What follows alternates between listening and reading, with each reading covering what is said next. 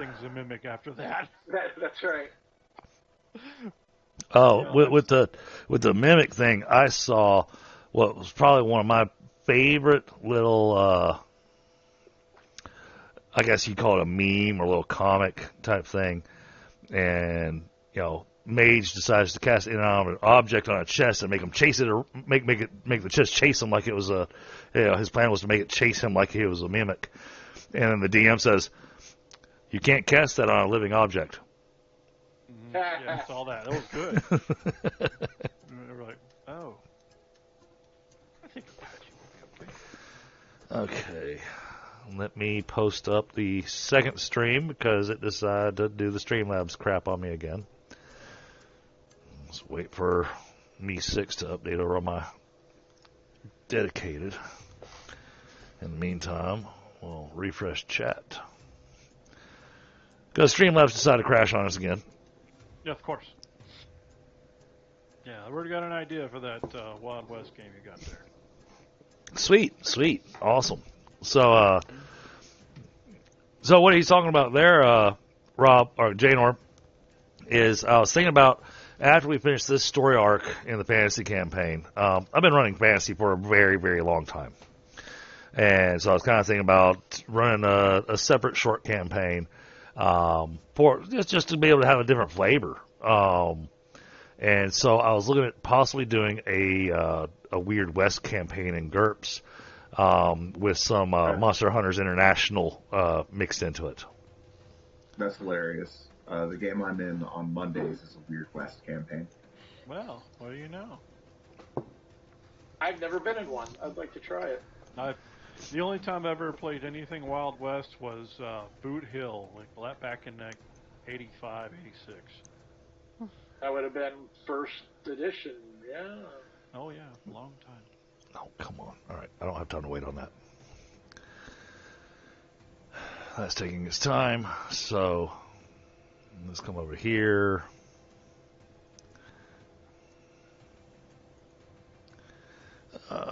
Copy link. I hope this works.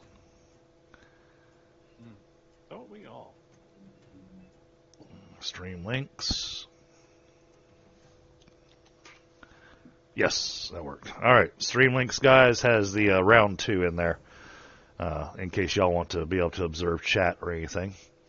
If you didn't know, you can pop out chat on YouTube. So if you're wanting to make sure you're not stream sniping, watching some of the stuff the GM's doing or anything like that, you can actually pop out chat to where all you see is just the chat on the stream.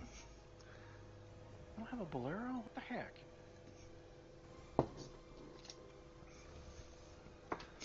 I mean, it's hard to stream snipe when I'm running game because I wind up moving. I'm moving my mouse all over the place. I'm dragging things all over the place. So y'all are going to be always just going, I don't know what's happening.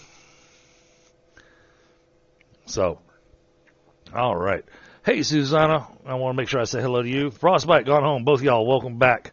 All right, so chat, we are now going into silent mode so that I can actually kick off our session. And so any other responses will be done via text until we take a short break, and then Really gonna do it? And then we'll stop. Then we'll converse with y'all via voice again for a short period, and then we'll go back to game. So, all right, bringing us back to Jalisao. We are kicking off right now. So, welcome back to Ixia, gentlemen. Excited to get into this. So, y'all been meeting a few people. Y'all are getting wined and dined by oh crap! The fat guy. By the fat guy, yeah.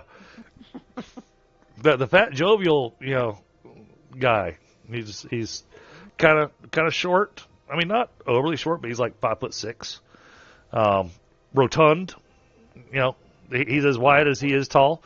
No, not quite that rotund, but.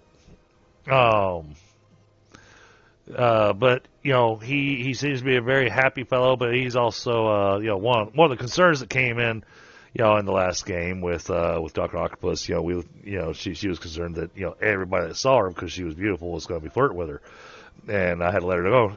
No, this guy's not going to do anything like that because he is happily married. He's and he just likes good food and he likes good company. So, you could misread it as flirting, but Yes, well, yeah. I mean, I know the man's got his own daughter and everything, right. but yeah, he's still a man. So, so y'all spent some time with him. Y'all had a wonderful meal. As you're heading back out to your rooms, as you're walking up to the entrance of the Traveler's Inn, Rinvoq, you see this young man. He looks absolutely worn out. His clothes look like they definitely need a washing. His face and hair is all matted and dirty and everything. But even underneath the dirt and everything from travel and whatnot, you kind of recognize him as he looks an awful lot like Cesar, but you're not absolutely certain. Hmm. You said Hazar? Cesar. And I recognize Rinvoq. Or Caesar. It's Hazar? Cazer. Who he's talking to, huh? It's Is my that thick you, accent. Caesar? It's my thick accent. I mean, because he might have called himself Cesar in front of the women. Right. Oh my gosh, you guys are fast. Well, I am a wizard. Yeah. Well, I think I Walking along. practiced my tracking skills quite a bit, but I found you. Well, good.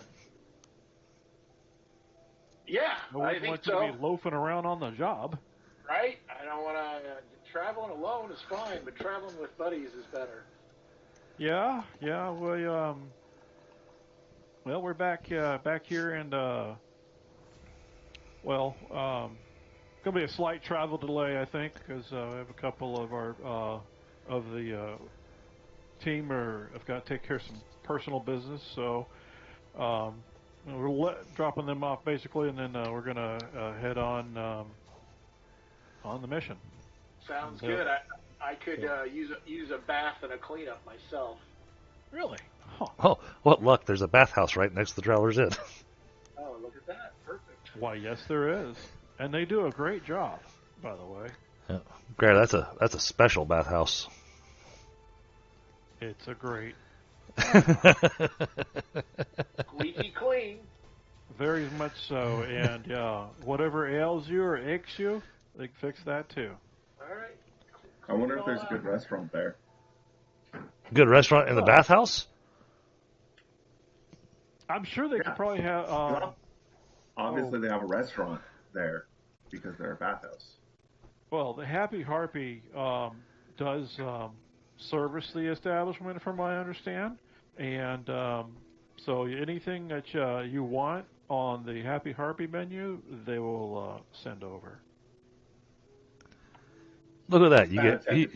You get Uber Ignore deliveries. They deliver. They have a Uber. Oh yeah, I mean it's not that far. I was gonna say Less than 100 yards away. There you go. Very close. But they still tack on a delivery fee. Well, I'm sure there's a tip accepted. Yeah, but yeah, they use those little wooden bowls to cover things up. It was an idea I recommended to what's her name over there. So it seems to work.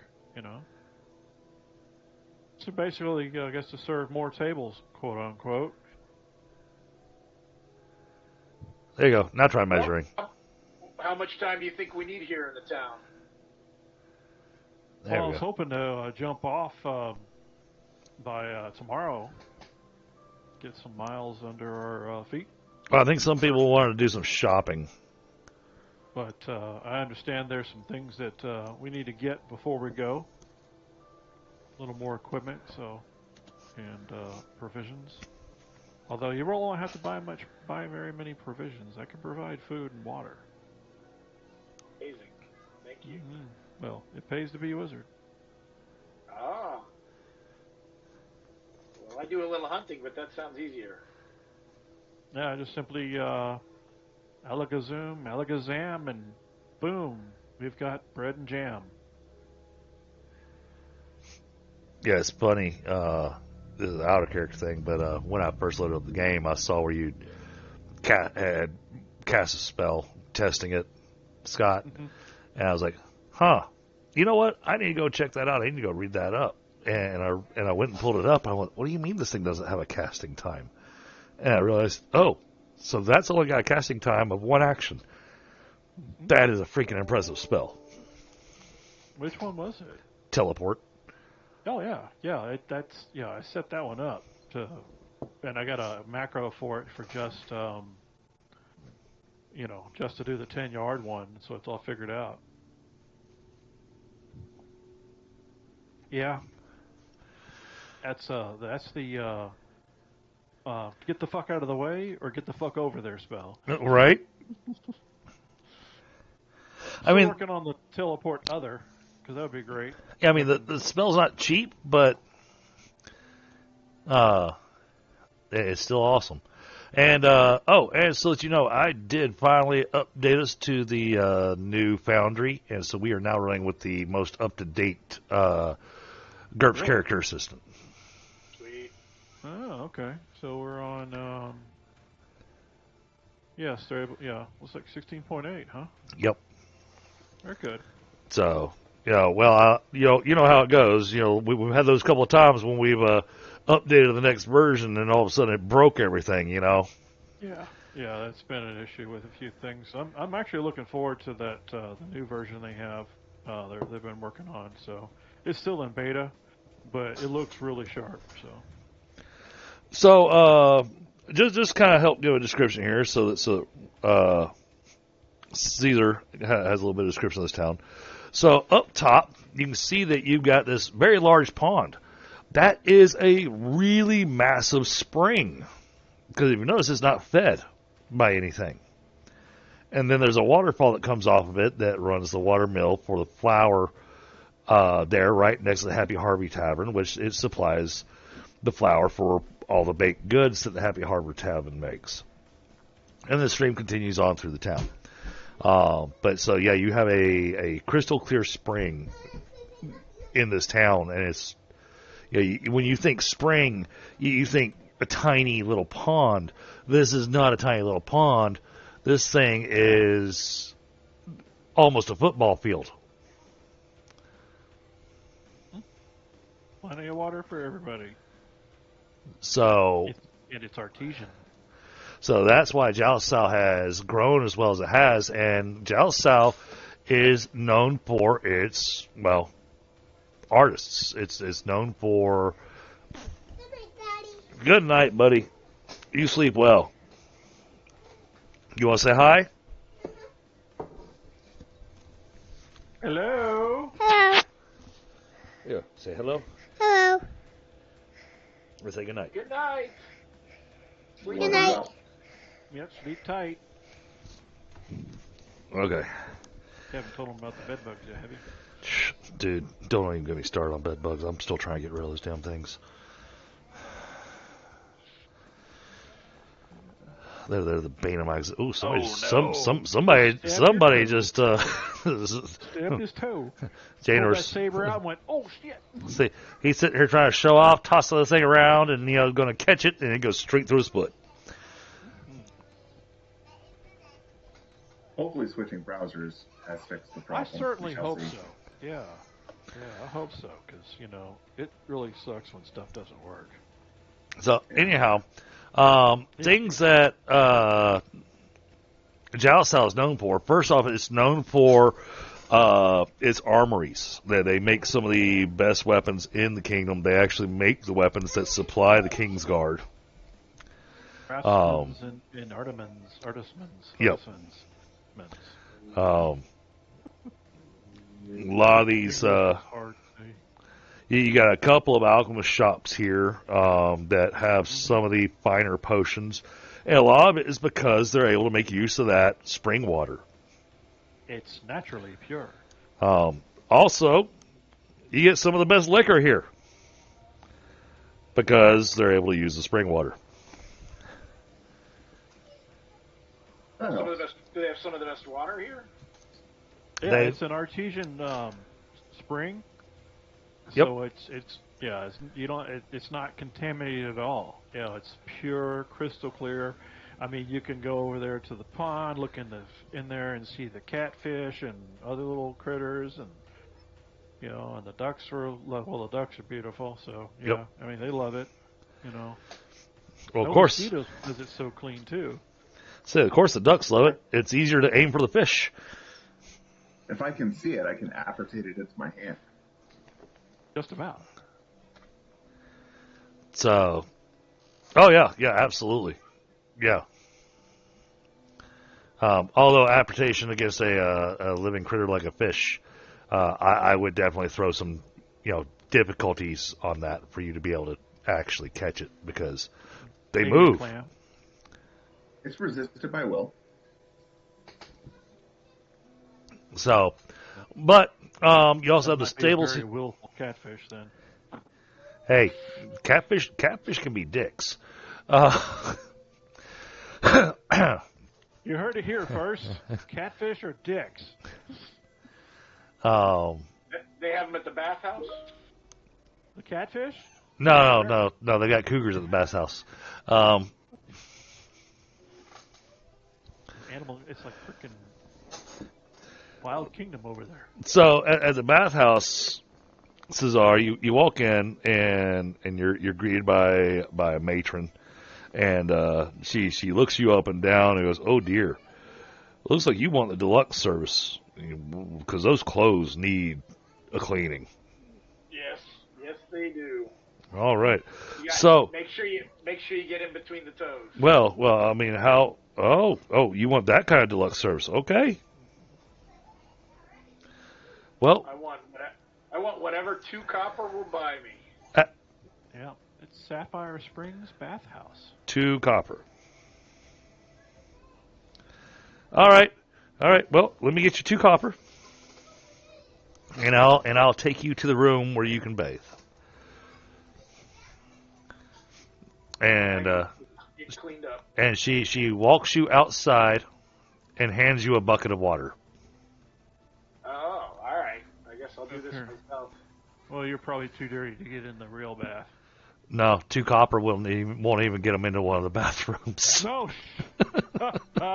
Yeah. I've cleaned up from worse. What are the rules around going and bathing in the lake there? Negatory. Yeah. Thought as much. You will be shot. But after they drag your ass out of the lake. Go out of town and take a dip in the boat. You'll be put in the pillory in the public square and pounded with tomatoes and rotten cabbages. So, I mean, one of your options could be, if you wanted to, you could always go speak to Rinvoq and let them know that you need an advance. Yep, I'm going to have to go do that. What's the actual price for a good cleaning? For what you were asking for, 6 silver. Yeah. Okay, yeah, that's outside my budget. All right, so yeah, I'm gonna go find Rinvoq and go, hey, unless you want to smell me forever, can I borrow some money? Sure.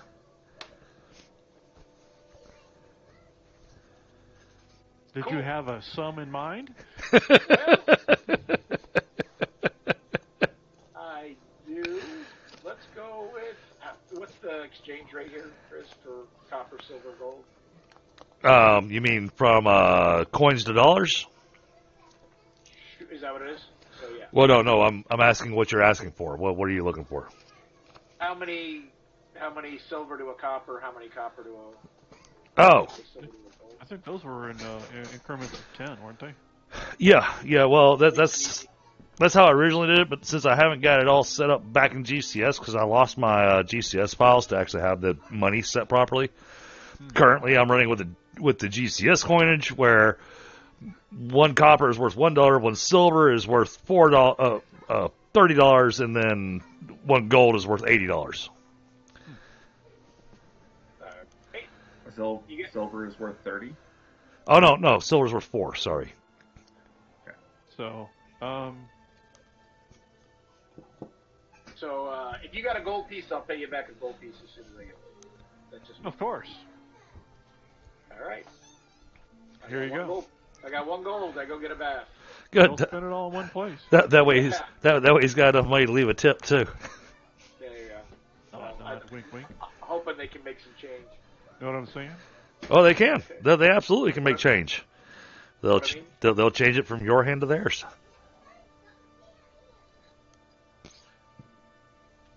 All right, and then before I leave Rinvoq, we got a room? Are we staying somewhere? Yeah, we're over at Travelers Inn, best place in town. Right. And there's also stables if you brought a horse with you. They'll take care of you over there. Don't let Lassar give you a hard time. Just tell him you're with me. And Do you have he'll get everything. that might explain why you guys got ahead of me, because you might have a horse and I do not. So. Well, there you go. That might be something I need to look into here. Well, yeah. And horses are expensive. Mm-hmm. Horses, a basically the sickly aging horse will run you around $1,200. All right. Well, maybe I just scout then. Scout ahead. Do what I do. Mm-hmm. But all right, so you go to the bathhouse, and now you got some money on you, and the matron looks at you and says, "Oh, you're back. How was the bucket?" It was all right. I got started, but I definitely could use a better scrubbing. I see you barely got started. You're still filthy. Yeah. You're not very good with a bucket. Yeah, I could have taken the bucket and been perfectly clean. You need to practice. All right. Well, I as a soldier, I took care of myself. Right? So, are you here with 2 more copper, or? What's the super scrub look like? Okay, so you want the deluxe service with you want full service? No, just the clean service. Just the clothes. Yeah, and between the toes. So you want you and the clothes? Yeah, sure. All right, that will be 4 silver. Okay. And then 2 additional silver for every additional girl you want in there. I just need 1 to get between the toes. Okay. That's what he said. All right, so you go in and you find out this is a bit more of a quote-unquote gentleman's personal service / gentleman's establishment type bathhouse. Yeah. When you go for the private bathing option, which is what you're getting. Yeah. But after your clothes are stripped off and everything, 3 girls come in, they collect all your belongings and leave with them. My clothing. Belongings. All right, well, I'm not letting the bow out of my sight, so... Oh, then they explain to you, going, "Oh, no, you don't understand. This is all part of the service. We get it. We get it. We get it restrung. We get everything fresh. This is all part of the service." I'll take care of the restringing on this thing, so... But I appreciate the work on the rest of it. Okay. So, now, do you already have that one as custom to you? Yeah, that's the family heirloom. That's family heirloom, so it is not custom to you. It has not been customized to your person. Well, in the... You got the weapon bond. Yeah, weapon bond, strongbow, signature gear. Yeah. So. Yeah, it's his. Okay. Sorry, you can't take it away. No. I was not trying to steal it or anything like that.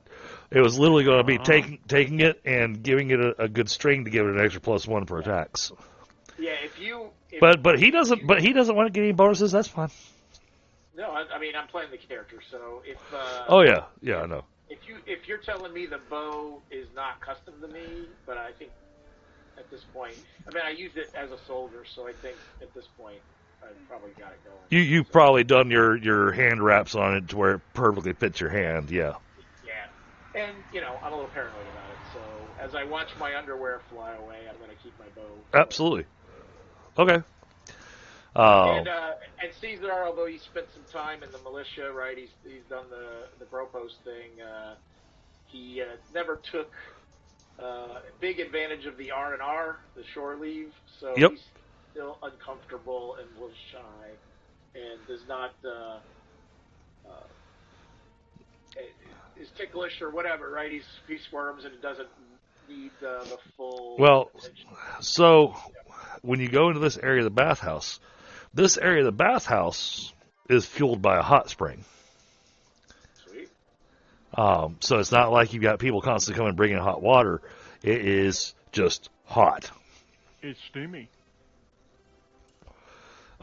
Which easily, after 15 minutes in there, the muscle relaxation and everything just kind of happens just because you're in that all of a sudden, it's kind of going, this is actually kind of nice. I'm going to just stay here for a while. Yeah, sounds good. I'll let my muscles soak. After all, you've been walking a long time, man. Yeah. Well, I probably haven't had something like this since I was home. Even at home, you would have had something like this. They don't have these in Melhorm. You got to go further north of Melhorm to be able to find the springs. Right. No, I didn't mean a spring, but with the family being right. Upper class. Yeah. Getting the bathing done and everything. And then we'll come back to you, but and we're not going to role play through all of it, but just understand that eventually the girl's going to look at you and go, okay, so time for round 2. And she's, then straddles you. And you can decide on what happens there. Sounds good. Cut scene. In the meantime, we're going to fade to black there. No.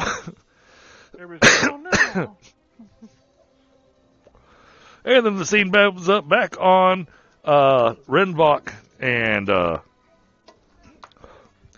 other Cal. What's his character's name? Janor. Oh, we don't even know. I even made it the same as my Discord name, so it's easy to remember. Oh, there we go. That does make it easy. What do you know?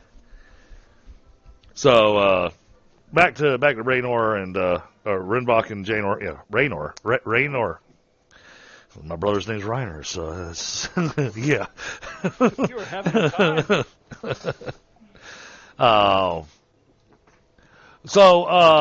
There's definitely some shopping and stuff still to be done here, but y'all got most of your gear already prepped and everything. You did have some of the merchantmen here that offered to, polish up your equipment, resharpen it, whatnot, whatever's needed. Any of your basic stuff, and of course, poor Caesar didn't know that being part of the Ravens, he could have gotten a discount at the bathhouse because the Ravens get a discount in all of Jalisal due to the work that they did over at Misery Castle.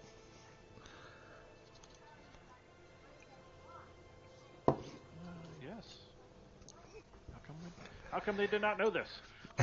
Because Rinvoq didn't tell him. And he didn't know to mention that he was part of the company. So as far as she knows, I gotta start handing out ID cards now. He's just some wanderer that walked in. She has no reason to put Cesar with the Ravens. Because he just met you outside of another town, so he's never even gotten even a patch or anything to put on his clothing to say he's part of the company. Mm-hmm. Well, that's a problem.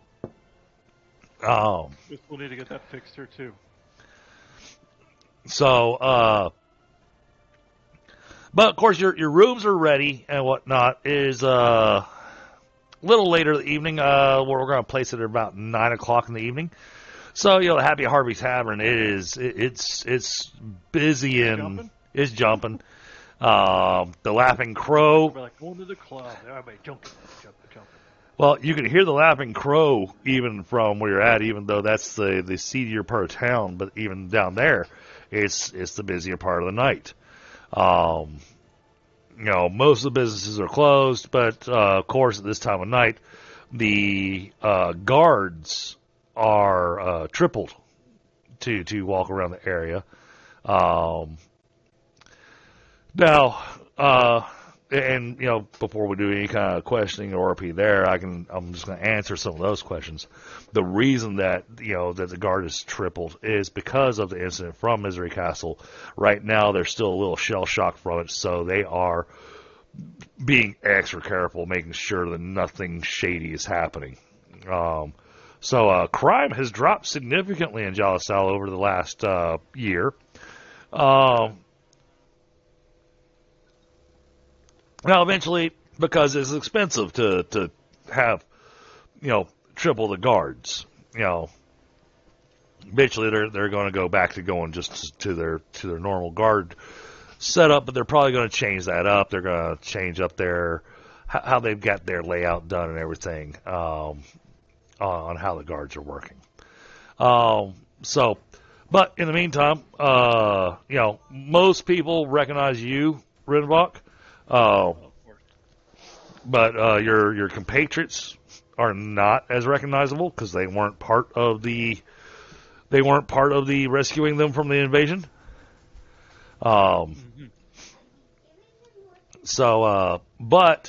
with Janor came in at the Ravens. He joined you, and so he's actually got the insignia and everything that proper uniform finally. Yeah, Janor is actually set up properly. So anywhere that he goes, he'll get the discount that is given to those from your guild, and that discount is a 5% discount. Sweet. I can afford 240 GURPS bucks worth of goods at this point instead of 200. I can retire from this life of crime. There you go. Madam of the Bathhouse. Oh, I like that.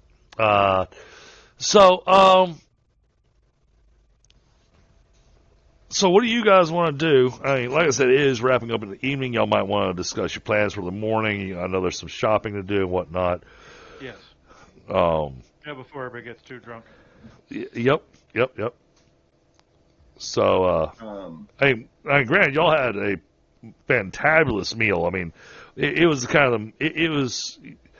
Scott, you'll understand my way of phrasing it. It's the kind of meal that exhausts you. Yeah, all sleepy, walking around, need a walk so you can digest. Yeah. Yeah, I had one of those in Italy. It was fabulous. Yeah, might need to grab a digestive or two. As my grandfather used to call it, my Opa. Yeah, he referred to it as a digestive. Yeah, might need one of those too. The couple of shots that you have after a big meal like that. Is there any gambling or light larceny Janor could do? Gambling, yes. Larceny, I would not recommend in this town. However, triple the guard. Remember? Your character doesn't know, but you do see that the guard presence is fairly large. Any kind of larceny you attempt here, even with your capabilities, you run the high likelihood of getting caught.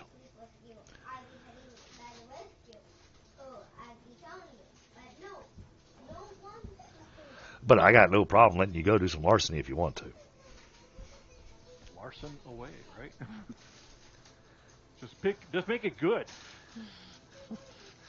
Tell me what kind of shop you're looking for. What kind of larceny you want to do? You want to rob an alchemist shop? You want to rob a jewelry shop? You want to rob the well, I would not recommend this, but you want to go rob the forge? Because well, that one's tough because they work all day and night. They work in shifts, so you go in there. There's still people working. if there is a gambling establishment, I will settle for gambling and using apportation to steal the occasional chip here and there from people who aren't being as attentive as they should be. All right.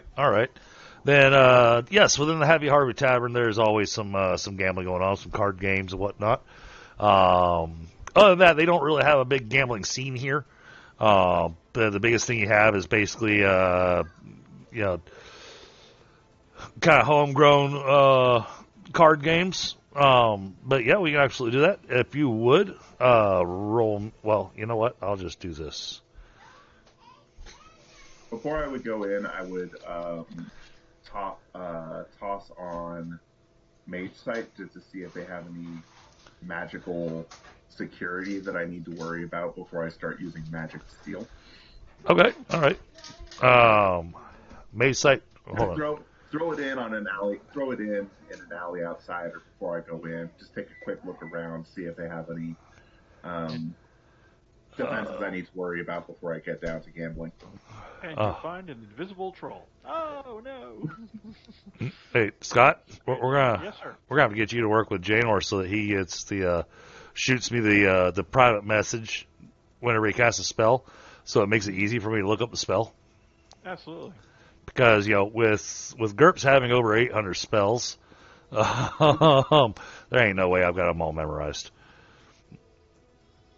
Where's the books? Where did I put the books? Mage Sight is, let's see, on Mage Sense, Mage Sight. There we go. Interesting, that's one I don't have. I got Wizard Eye, though. All right, let's see. Mage Sight is just the quickest way to get the ability to deal with magical spells and defenses in knowledge, and I needed a few character points left over. I think that's on page 93, maybe. It's on 102. 102. I was close. Into Discord for you. I clipped it into Discord for you. Here's an example of how that set up, how to set that up, by the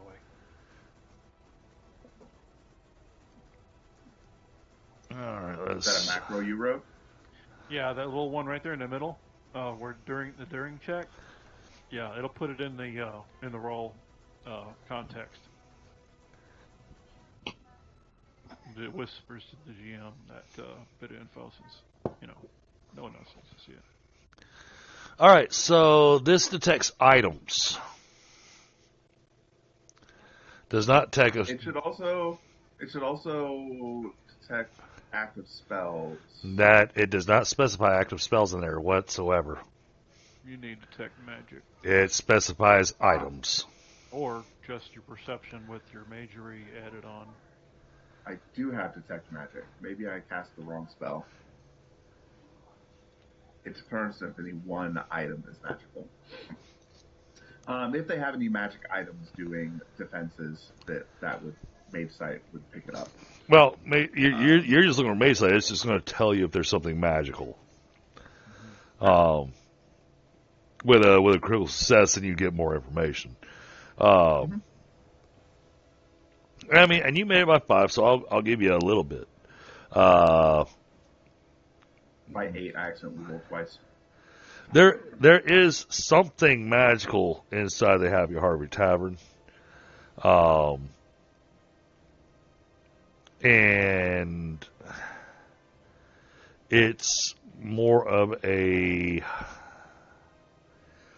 what you're looking for. To use a DM or a D&D term, it's more of like an abjuration type thing in there. Abjuration? Yeah. As long as there aren't any information spells like detections going around, then I'm happy. Well, I mean that's all I can give you off the Mage Sight. Okay. Maybe college, yeah. Maybe. Yeah, that's all I can give you. That's fine. He's not a pro at magic. I don't expect miracles. But yeah, then I'll go ahead and roll. All go right. in, find a relatively cheap table to gamble at, Damn. and do really well. It's a hell of a roll on your gambling. Well, looks like he's good for something, huh? Okay, hold on. I gotta do math. Well, hopefully, I'd hoped you were gonna give me this before you made the roll. So I'm not gonna tell you what the result is or how I do the numbers. How much did you bet? Do you do it on a per bet basis or Let's level of table? Let's just say let's just go in general. Because I'm going wins, losses overall. Mm-hmm. So just give me the overall. What's the most you would have put on the table? 10 silver, probably. All right.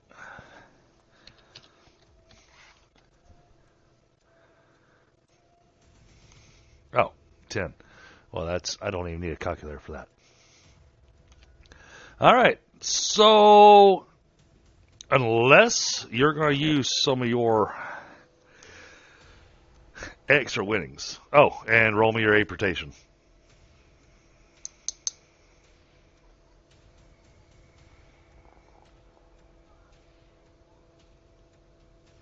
Okay. Roll me your stealth. Roll me your. I don't have greed or miserliness or anything, so I'm not going to be taking huge risks. No, I get that, but I also need a stealth. Sleight of hand. I also have stealth. I'm thinking it has to be stealth only because your aportation is only at a 15, and so you would either have to speak or use a hand gesture. If your aportation was at 20, then I could go with sleight of hand. All right, stealth. All right, and then a general roll.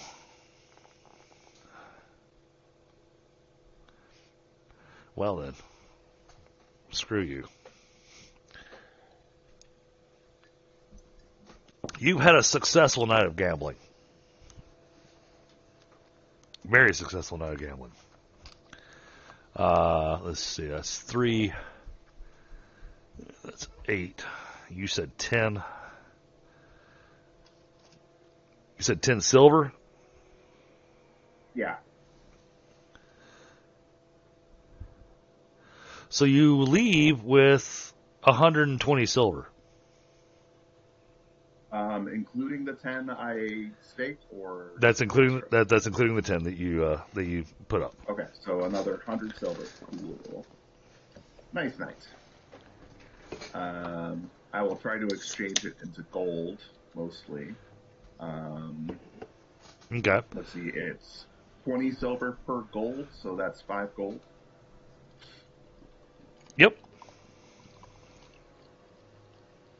So, but yeah, you had a you had a good night.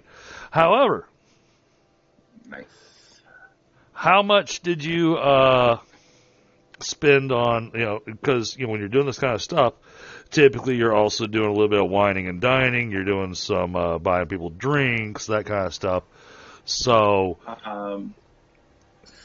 so I do have a little bit of a compulsive spending problem, and so as I was starting to have my run of good luck, I probably would have bought a round of beer for the house. Okay, all right. So the total amount that you would have come back with, you would have left the house with around 50 extra silver. Okay. That's still really good gains. Still really good. Like a wages for some people. Yeah. 50 silver.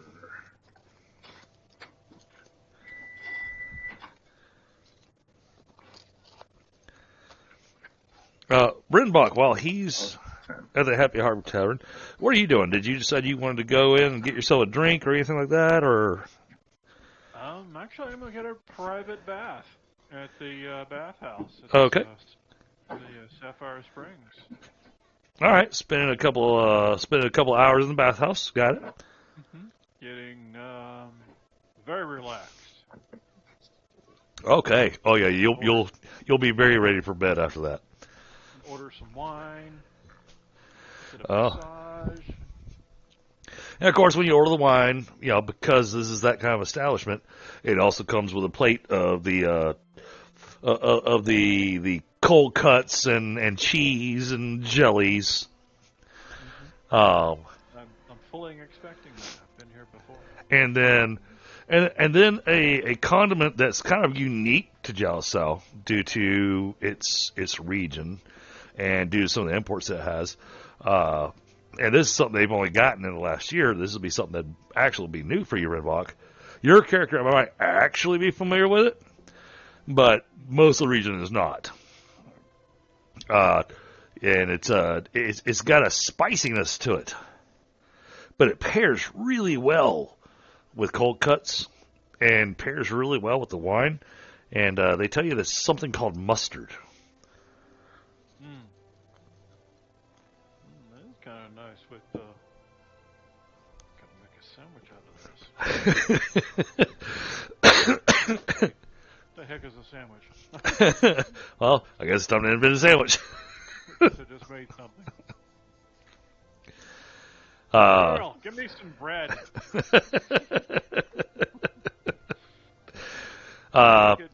Make it rye, yeah. So, even though it's a bathhouse, even though you got your private chambers and everything, the chamber you're in is directly next to Cesar's chamber. And so both of y'all can make hearing checks at -5. All right. Because, I was also going to have one of the girls play her harp. Oh, nice. Okay. Hearing checks at -5. I'm an old fart. I'm not going to hear anything. Well, the harp is very nice. Yeah, I missed it by 4. Yeah, okay, so just the music and the scenery. Yep. My toes massaged. My feet are being massaged.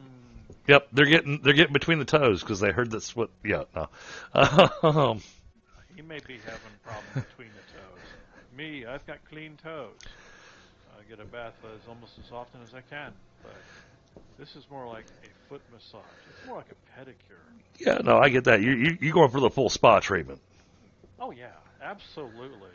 Yes, because my delicate wizard feet and wizard hands need to be ready for casting spells with delicate somatic components. Well, as Cesar's getting the spa treatment, even though he didn't know that's what he ordered, but he's getting the spa treatment. The spa with the quotation marks. I'm getting the quotation with underline. And I may not even make it back to the Traveler's Inn. And then much like it happened last time, because I do remember we role played this last time. Eventually, one of the girls is tapped out and is told to go to the front desk, and the matron comes in to spend some time with Rinvoq. And she's been doing this a long time. She's very skilled in all the aspects of the spa and whatnot. And she, spends 3 hours with you basically doing the small talk thing and whatnot and, the hot water and all that kind of stuff. And, of course, hot stones and getting the knots out. And Rinvoq's an old man. He's no idiot. But, it's obvious this woman is actually interested in Rinvoq. Interesting. Because she tells you, one of the big things she keeps bringing up, it's one of those repeated things. I'm not married anymore. My husband passed away 10 years ago. I know, Jen. It's one of those stories, it's just constantly getting brought up. Thank You God. still have the bedroom upstairs, do you not, with the feather bed? Absolutely. Oh, are you wanting to make use of that tonight? Oh, that would make my night, Rinvoq. Well, Travelers' Inn beds are great, but they don't have feather beds. I've got it with the goose down pillows and the silk sheets. You know, I didn't spare on my comfort in my later years. No, absolutely, Jen. Yeah. Get a few more of these kinks out of my back, and I think I'm ready to retire upstairs. and this was, oh, absolutely. Oh my goodness. There's so many here. Yeah, girls, we're gonna need another bottle of wine. Yes. And my back loosening up just as we think about the wine. And then again, we paid in black. What in the world are we doing here? Okay. Rinvoq, after getting a really great massage, prances up the stairs and then dives into the bed. And passes out. Much to Jen's Now we fade to black. Oh, no, I was going to fade to black before that. That way the next morning we could do the whole thing of the whole her disappointment and whatnot. So, we're going to move forward to the next morning. And, Janor, you know, I figure you went to bed over at the Traveler's Rest.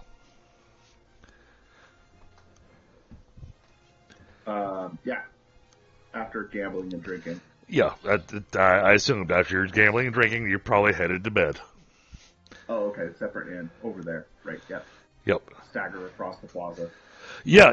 No, so the Happy Harpy is just a tavern. That's why I have it named the way we do. We got the Traveler's Inn, and you got the Happy Harpy Tavern. The tavern doesn't have rooms. The tavern is literally just a food establishment. See. The reason why you wound up sleeping there is because you passed out on the table. So, let's see. You were drinking. Rinvoq was drinking. Cesar was not. I'm not sure. It's up to him. Nope. Cesar does not drink. Okay. So then, we are going to... Any vices at all? No, he's pretty naive. So he Why are you not a paladin? I'll say he does now that he's been to the bathhouse. I'll trust that boy yet. He's no longer a boy; he's a man. I'm joking. Are you? I don't know, but you know. Anyhow, so we're gonna go with a perception check. It's a smell check. So, Cesar, you get to run this with 0 penalties. The other two are going to be running at a penalty of -3.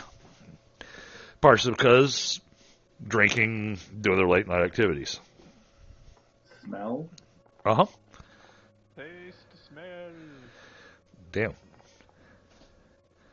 Holy crap. Hey, good rolls. What do I smell? Wow.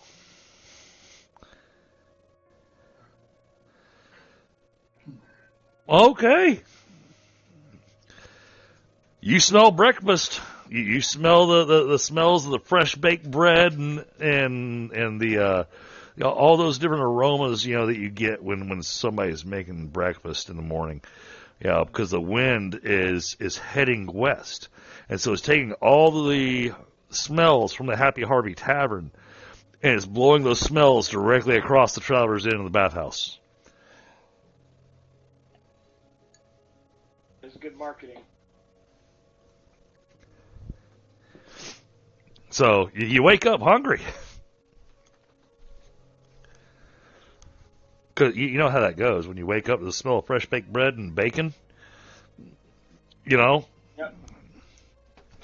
Rinvoq, I don't know what kind of food your magic creates, but we might as well fill up on some good stuff while we're here. Oh, yeah, absolutely, but I'm not answering the door at the moment. Yeah, Rinvoq, you knock on Rinvoq's door, and there's no answer.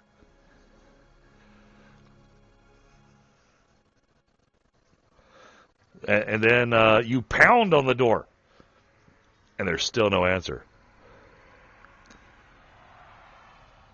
All right, I'll look around for the other guy. What was his name? You haven't met him yet. Oh, we didn't get him. Janor's already walking across the square to get breakfast. He doesn't wait for anybody.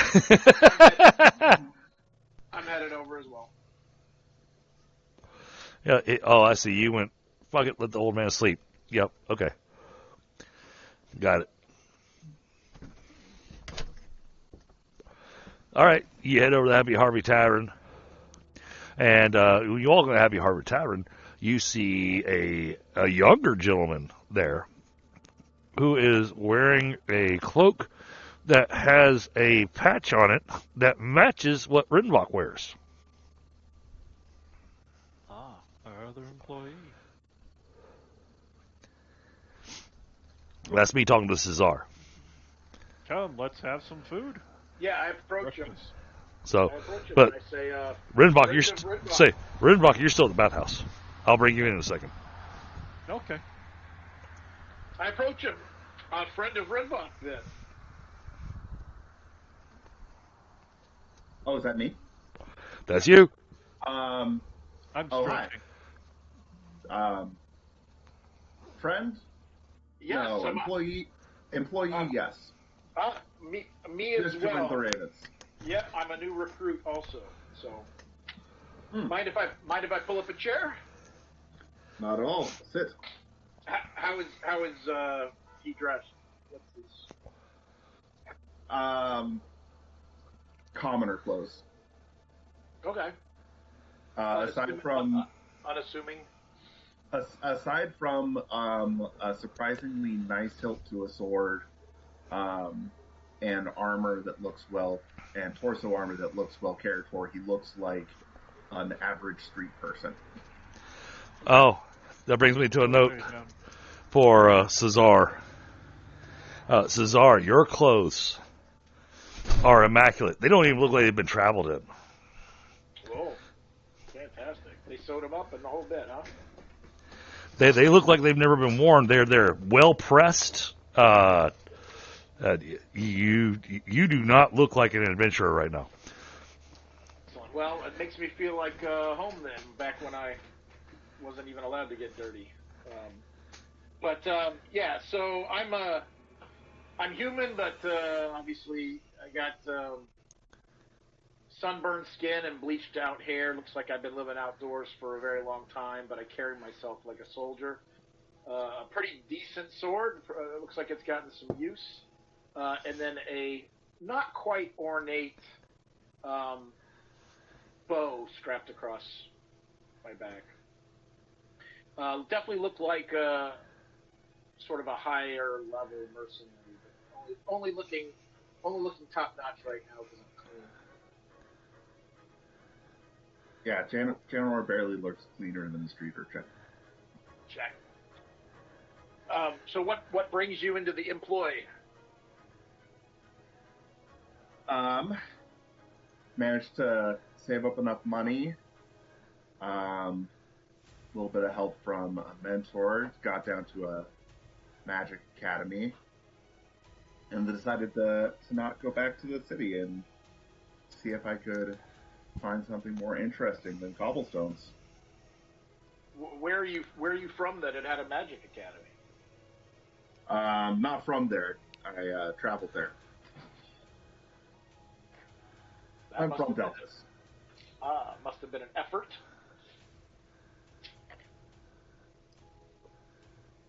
Not really. Just gotta be lucky. Did you always want to be trained in the arcane roots?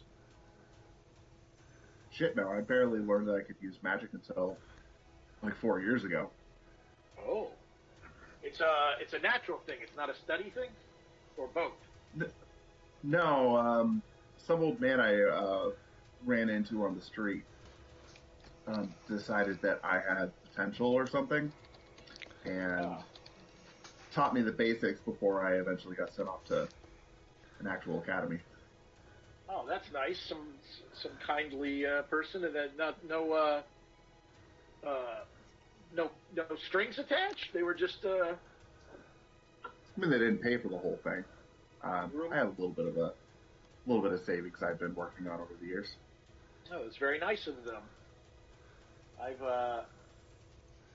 had to scrape and scratch for everything that has come to me, but it sounds like you got a nice kickstart. What? I mean, growing up on the streets is not a kickstart. Oh, yep. Okay. What streets in Delphos? Crap, what was the name of the capital again? I have forgotten.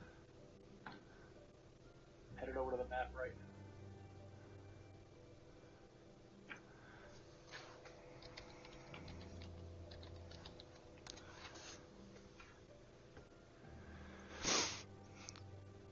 now. Okay. We'll just say you gave me the name. Oh yeah, Yeah. I've heard of there, but never been there. Is that the place you still call home? Yeah, I got plenty of good friends back there. But, you know, living on the street grows stale after a while. Yeah, I imagine.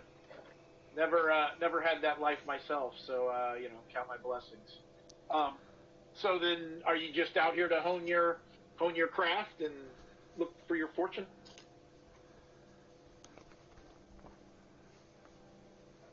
Stealing from rich nobles gets boring, surprisingly.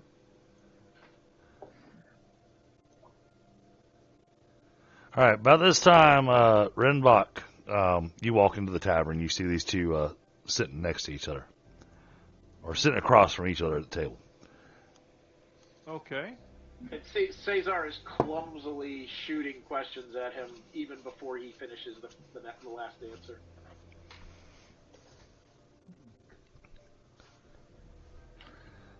Janor is talking around the mouthfuls of food that he is eating as we're talking. Shoving it in there. Okay. Well, it's good to see Euro 2 are up.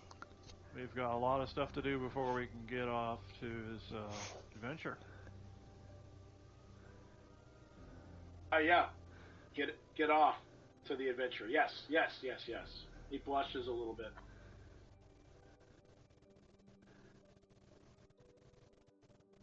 Well, probably need to make sure we've got plenty of provisions. If you've got any weapons, make sure they're ready. I'm going to pick up a few things over at a couple of the Artificer's places. Anything particular y'all may need? Think y'all may need? A sword that shoots fireballs? Within reason, of course. Oh, no, I'm good. All right. Very well. Yeah, if you can provide sustenance on the road, then I think that's been always my big concern. Let me throw these options to you guys. Because this is a town of artisans, smiths, and craftsmen. If you have a blade that you're wanting to use, you can take it to the local forge and let them spend a day with it and hone that blade, which will give you a extra point of damage for a set period of time. I already have a fine saber. I don't need to have it sharpened. Unless the bonuses stack. They do. They stack. Yeah, honing it will still give you that extra point of damage. But like I said, that the honing only lasts for a set point in time. How long? It's depends on how much you use it. Yeah. Usually it's good for the +1 is good for 1, maybe 2 combats, depending on how much you have to hit things. Hey, Rinvoq, can I borrow some money? Just let them know that it's on the Black Raven's account. Oh, okay, that's a great idea. You have a tab or something? I have a financial arrangement. Oh, excellent. I'll take advantage of that, Kristen. He's gonna need something that's gonna actually signify he's actually part of the Black Ravens. Okay, well, I was gonna get mine done too. I'll go with them. Well, we can all go over there. I've got the badge. Let's Okay. go. We can go after we eat. All right, so Just walk out now. y'all have a fantastic breakfast. I mean, and we're talking eggs, biscuits and gravy, bacon, ham. I mean, the whole spread of it. What do you want for breakfast? They've got it. Now they're not classy enough to be able to know how to make a good eggs Benedict, but if you're looking for standard breakfast fare, pancakes, waffles, that kind of stuff, that's all available. Syrup comes at a premium because they have to import it. They don't have anything around here that would give them, that kind of sugary freedom. However, in place of syrup, they'll use honey. Well, that's convenient. So, animal sweet instead of tree sweet. Yeah. But they also have a supply of maple syrup, basically. But it's a limited supply, and so it comes at a premium. You have to pay for the maple syrup.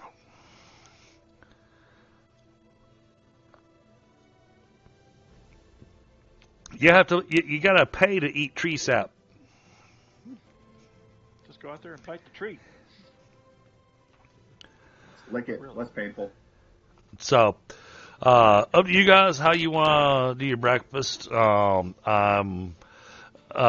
Cost for the breakfast, I'm not going to worry about. We'll stop because Rinvoq came in, and so it gets put onto the Raven tab, and then I'll get with Rinvoq later outside of game, and we'll settle up the bill for Jalisa. Yeah, check with my creditors.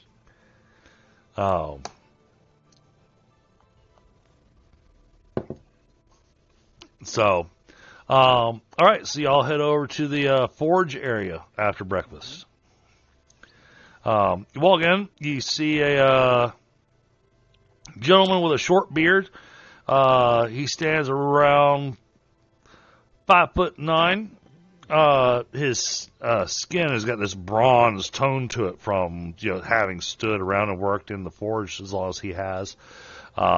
He's probably, if you had to guess, you'd say that he looks like he's around 45 years old-ish.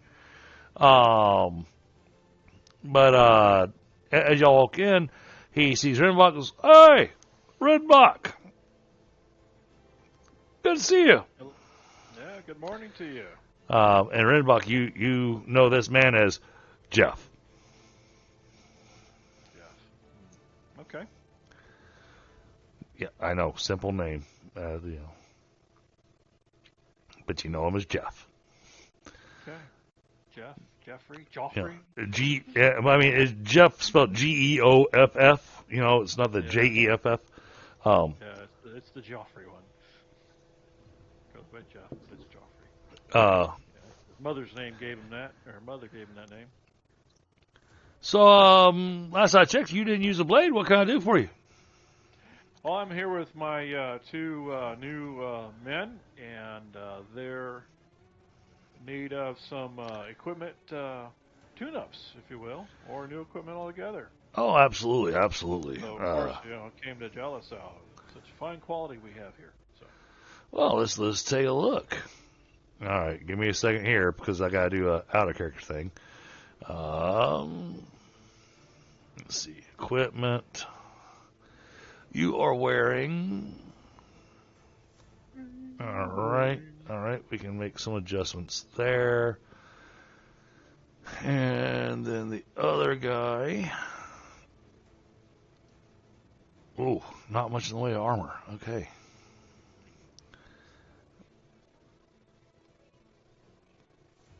Ooh. Really not much in the way of armor. Talking about Janor? Yep. Janor prefers to move quickly than to wear extra armor. Oh, I get that.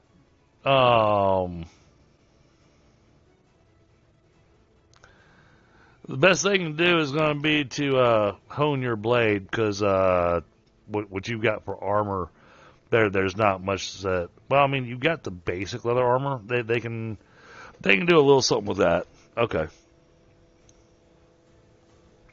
It is also fortified with magic. Oh yeah, that's fine. So Jeff comes over to each of y'all. He looks at you, does some measurements and everything. Says, I trust you've got some clothes other than this armor that you're wearing, right?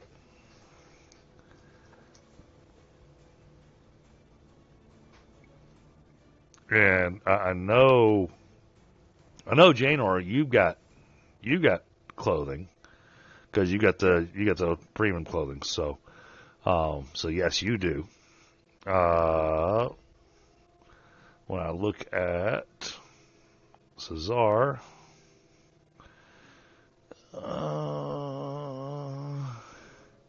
no, all he has is that armor. It's almost disappointing. Well, that makes. Have to buy your clothing separately. Yes, clothing is a separate thing, but we'll hand wave it for you, because sorry, I'm not going to make you walk around town nude. Appreciate that. Not the armor. Actually, I'm looking through the equipment. I don't even see clothing. I mean, there's the cloaks, but it's under cost of living, not equipment in the core book. Got it. Oh, I'm looking in GCS. Yeah, it's in there. But okay.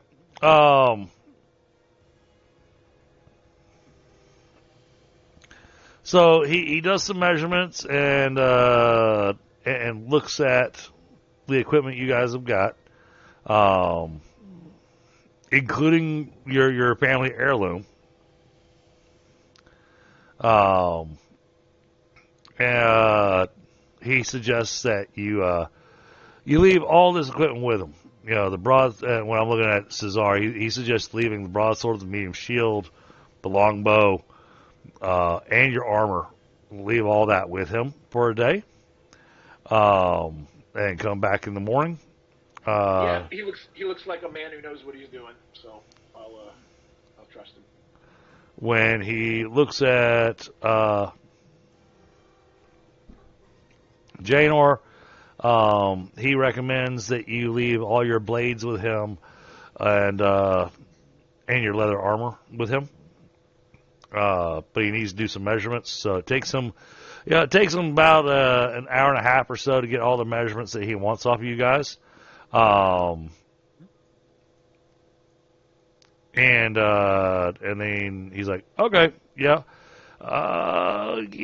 We can do something with this, but definitely going to take a little bit of time. Between me and my crew, come back tomorrow morning after breakfast, and I should have it ready for you.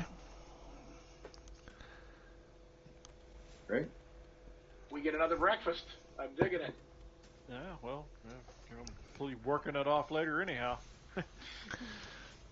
And of course, as you are part of the Ravens, this service will come at no cost. My eyes get wide. Where can I whisper? I whisper to Rinvoq, where can I get one of those badges? We'll get you one.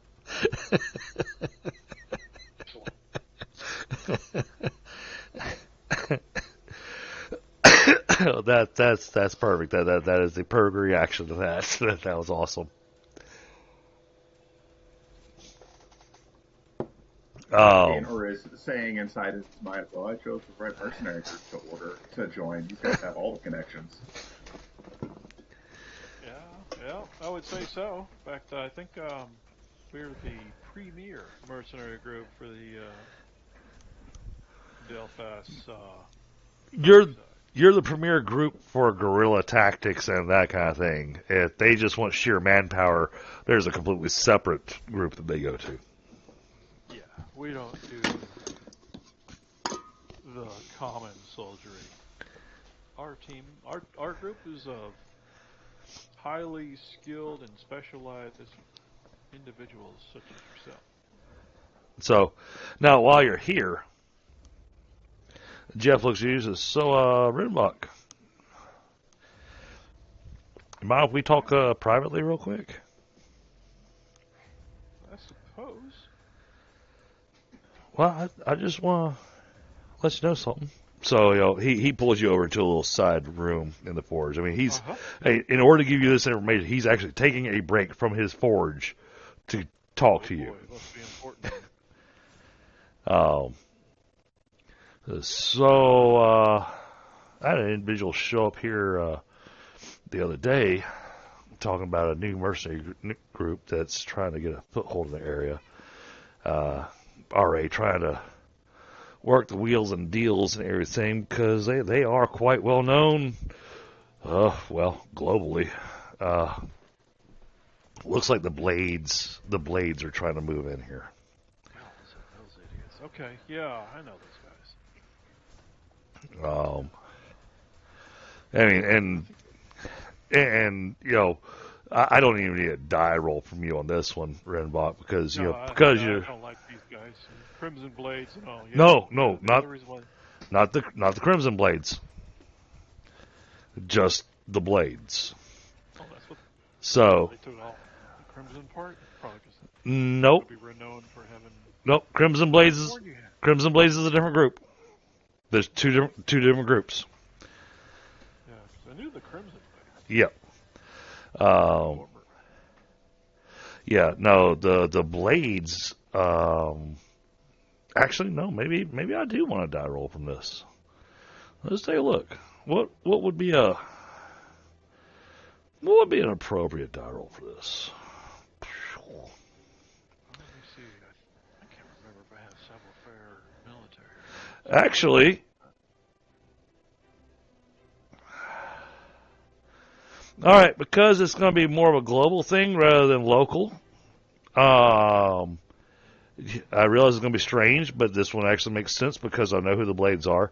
If you give me a current affairs politics at -5. I have current affairs politics. But -5? Yeah, they sound obscure. Down here they are. Holy shit. Yeah. So, yeah, there's probably not any mercenary groups that I haven't heard of. Okay, so the blades are massive. Biggest mercenary group you've ever heard of. They have a claim to having over 250,000 men. Holy smokes, that's like 5 regiments. One of the stories that you've heard about them is up north. The blades start off in Basone. And Basone's well known as a merchant kingdom. But they were getting cut off by Alandar, which is the country north to them that was a lumber, they focused on lumber and whatnot. And Alandar tried to start some shit with Basone. Well, apparently instead of the king of Basone or anything, he hired the blades. And they had this bard, and I'm giving this to Rinvoq because Rinvoq's got this kind of background, and you did make it by 7. Yeah.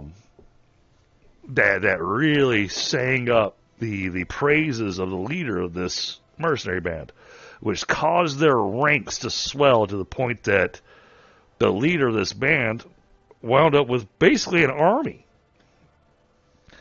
And so the leader of Basone said, I need you to go take care of my problem. So she goes up there, and this will be the first mention I'll make, is that the leader of that mercenary company is a woman. And she faces off in a huge battle, all these men facing off against each other. And the legend of the story that goes is that she didn't want to see any more bloodshed that needed to happen, and so she called out the leader of the other army, which happened to be the leader of Alandar, and challenged him to one-on-one combat. And in the first second of the combat, she beheaded him.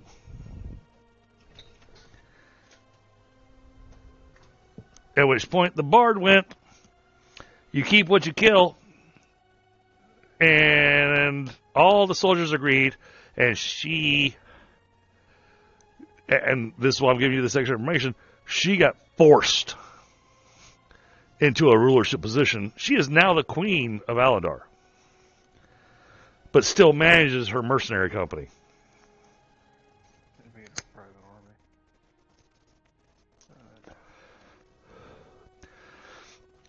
But it's think of it. She runs it like capitalism because she's not really the one running it anymore. It's the damn bard, and the bard is all about constantly making it bigger. Okay. Okay, so unless you don't have a name yet, but I need the name of the Queen of Alandar. Oh yeah. Her name's Danica. She's on Scabbard. Okay. It's my wife's character. Oh, fine. And this The bard? one-man propaganda machine? Valmi. Valmi. Another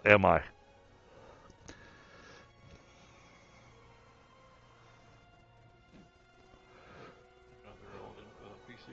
Yep. You trying to clean up your rolls on there, or what? No, it's one of those that I've always wanted to make sure that I start having my stories interconnect, and so this is an easy way for me to give an interconnection. You just have to roll really well on your knowledge. Of course. It's because I'm a wizard. Even with the penalty. I mean, damn. Yeah, I almost got a critical. Hey, I had a character. Oh, my wife absolutely despised the way that this played out. She absolutely hates the fact that her character became queen. She's like, I just wanted to run a small mercenary company. And because of that, bard, her mercenary company just grew. Okay. And they had people or feelers down here, huh, Jeff? Yep. Yeah. You didn't have to catch the name of that guy. He said his name was Castlebond. I know it's Cass something. I didn't pay a lot of attention because I quickly informed him we already have our mercenary company that we service, and we weren't looking for any additional clients. Okay.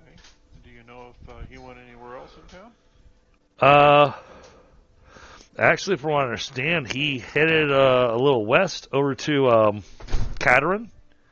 I believe he's trying to apply his trade there.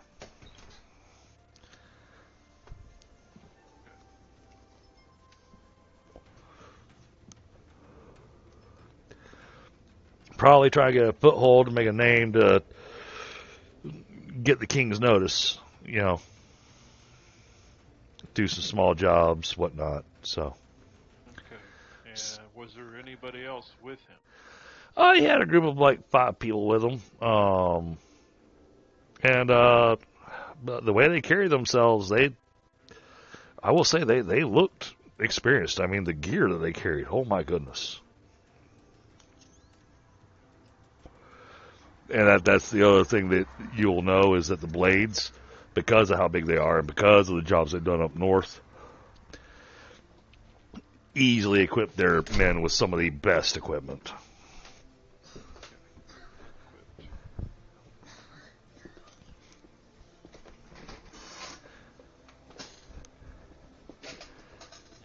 you seem to think they were well trained as well. Well, I've fought a bit in the past. I prefer my forge, but who am I to judge a military man? But I did serve my time, and I don't know the way they carry themselves. There's a specific way of carrying yourself that just gives off that vibe of experience.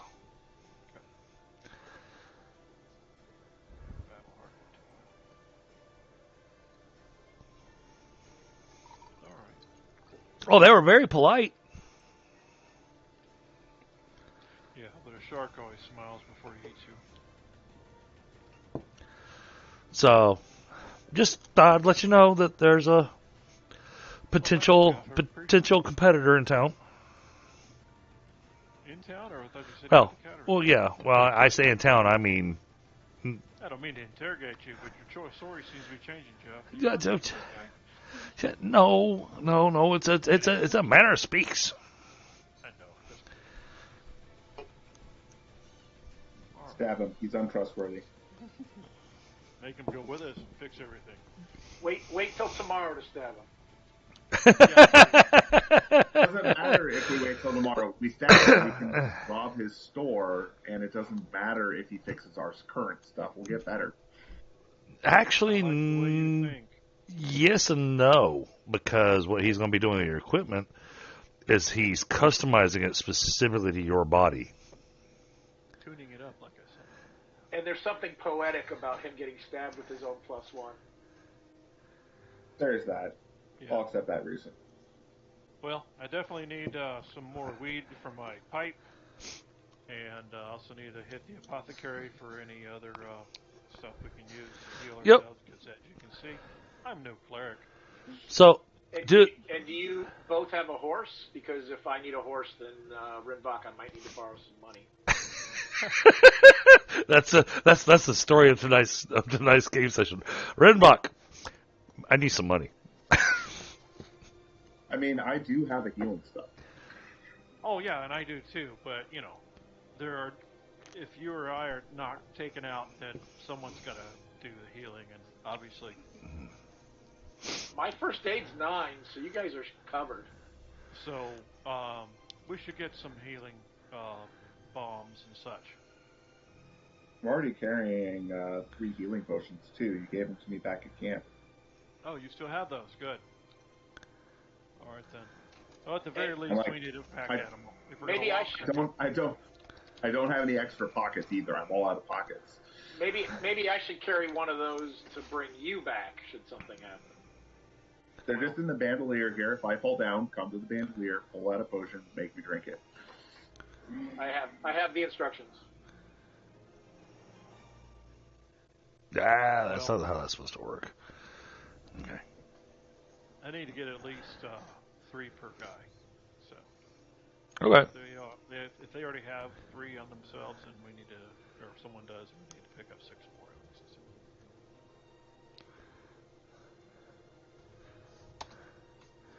So make that 0. Got a first aid kit. If you don't have one already, we need onto that. If you don't have a quick release backpack already, we'll get y'all some of those. I've got one of those. Okay. Also, would recommend getting like a hand mirror for spying around corners and other things. Taking notes. There we go. Added a label to a building. Which one is that? The forge? Over here. I don't have a hand mirror. I have a whistle, though. Well, that's great. Get people to find you. But no, we need a... Chalk. I can mark trees and stuff. Yeah, true. But you can also mark trees with a knife or sword. See, chalk costs money, but blazing a trail... Well, then again, well, let's consider this just for a moment. I'm going to run the assumption she's going to be rejoining us. So I'm going to run the assumption that she's with y'all for now. if after 3 sessions, if she hadn't rejoined, then, we'll reconsider. But you've got a druid with you, so blazing. I just don't want to find out after 3 sessions she doesn't show up as she's dead. No. It's fucking serious. Oh yeah, no, I'm with you. You have to turn her into a zombie. No, she was a druid, so she'll be a tree. Okay. But blazing a trail would be something that a druid would be against, because you're cutting into trees and everything. Once you see the chalk markings, you can erase them so other people can't follow us. Yeah. So, chalk's good, and chalk's cheap. I'm not even going to bother charging you for it. Does anyone have a compass? We'll need that if you don't have one. What's a compass, and what are those for? It helps you find your way. That's what the street signs and stores are for. Rinvoq. I do have absolute direction. So. Oh, well, there you go. Okay. There we go. I was saying, what if he's unconscious? That's why I have a compass. Well, I was saying, in Rinvoq, you've got Beatrice's compass. I do? Because I just have compass, not Beatrice's compass. So, I'll have to make that an item and give it to me. Okay. All right. Hey, it doesn't do anything special. It's just a compass. I'm just saying Beatrice had a compass. Yeah, and I did too. Oh, okay. You never know. Someone gets dropped down a well, they're not much good down there for finding direction. But Beatrice is spending all of her time back at the camps now, so the compass can go to somebody else. Pass that along. Any of you guys good at climbing anything? Do we need to get rope and pitons and stuff? I'm good at climbing. Rope and pitons probably wouldn't hurt, though. Because, if we have to... Well, think about this. Go up I realize you're trying to follow. I realize you're trying to come prepared for anything. However, I'm gonna switch our map for a second. Right. Wait, correction. I don't have the climbing. So how did the thief template not have climbing on it? It does. It does. Oh, there it is. Yes, it is. It's under secondary skills. Yes, I have a climbing of 18. That's good. All right. So stuff that are alphabetical order. Currently, we're in Jalisal here. Oh. Yeah. All right. Good night, baby. Sleep well. You too. So from here, you can choose to go to Edgewood and then work your way into the Carrion Wilderness. You can choose to go to Cateran and then work your way up to Blackley Hold and go into the Carrion Wilderness. Whichever route y'all want to take to go into the Carrion Wilderness, that is up to y'all. But the Carrion Wilderness is where the issue is. But all you've been told is that the issue is somewhere in the Carrion Wilderness. Yeah, and none of these guys have decided to do anything or have any intel on that. So, we could go to Edgewood and see if they have any intel there regarding what's going on in the wilderness. Or we could also run down this claim that there's a mercenary group recruiting or trying to establish a foothold in Cateran, and then go to Blackley Hold and take a riverboat into the wilderness. We're also more likely to find a guide in Blackley Hold too. So that's up to you guys on how you want to do this. So I think going to Edgewood probably gives us more options. Also, it's thinner.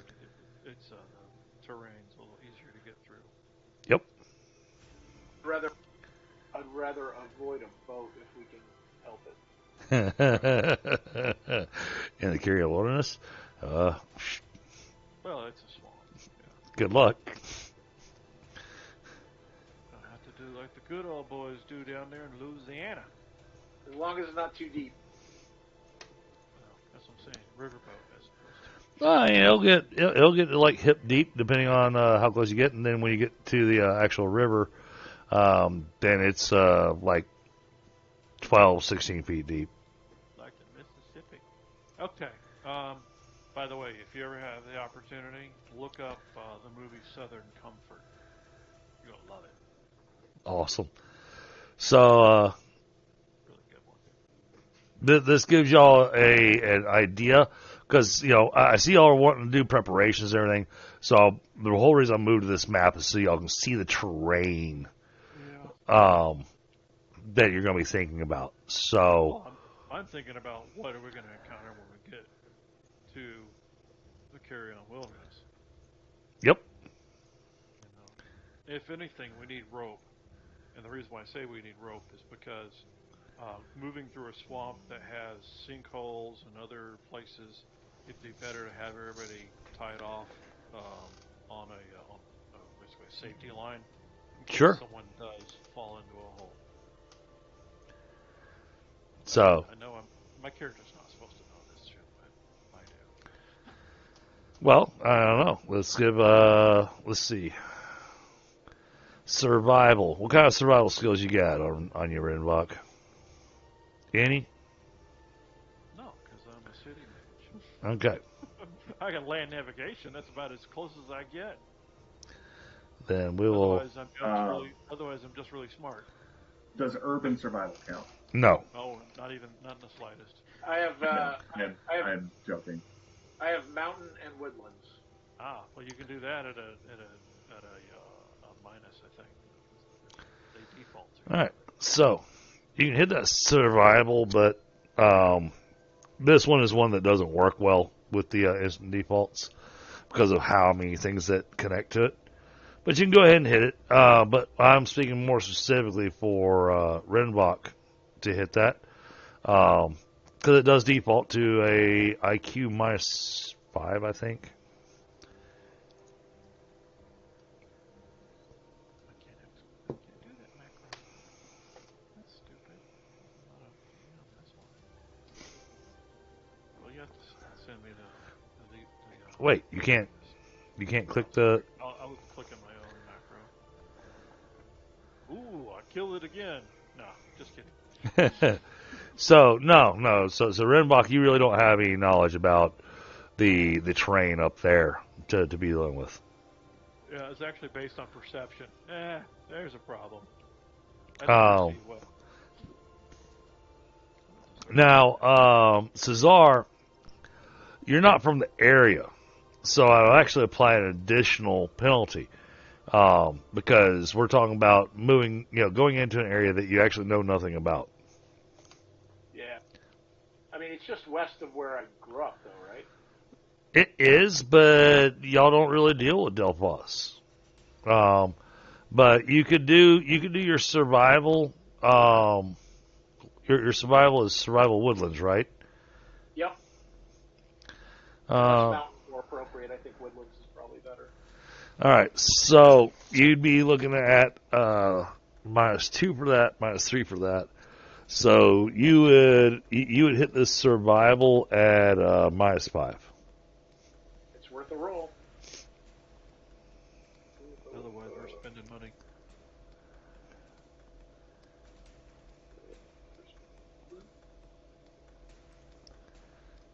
Let's see here. Ain't too shabby. Look at that. Damn. Okay. So Rinvoq, you've been informed that what you're going into is jungle / swamplands. That's like I said with the letter, something's going nuts with the nature over there. Remember that. So, but with your basic knowledge of swamps and everything, yes, you do know that you have morasses. You've got places where you can step on something that looks like solid ground. You can fall through it. Well, not Rinvoq, but Cesar. You've got this. Yeah, I wouldn't know what that is because they don't have 1950s and 60s black and white movies where somebody always falls in the quicksand. Of course, yeah, and the quicksand's almost instant too. Fast sands. Lightning sands. It's whoop sand because when you step in it, you go whoop. And then, real quick, Janor, like you said, you got the urban survival. So urban survival is only useful for when you're inside of a city environment. It cannot be used for any kind of wilderness area.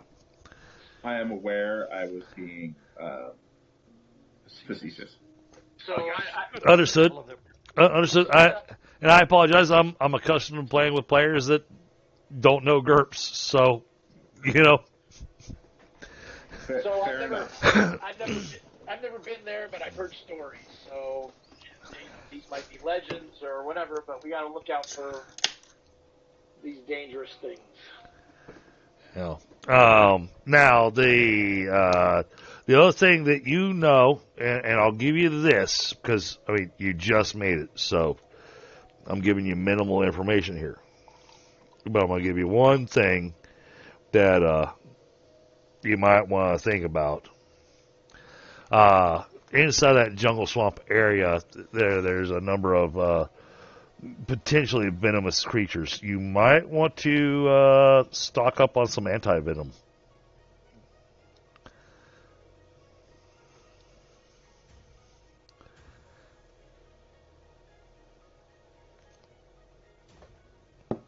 Sounds like that would be over at Jonas.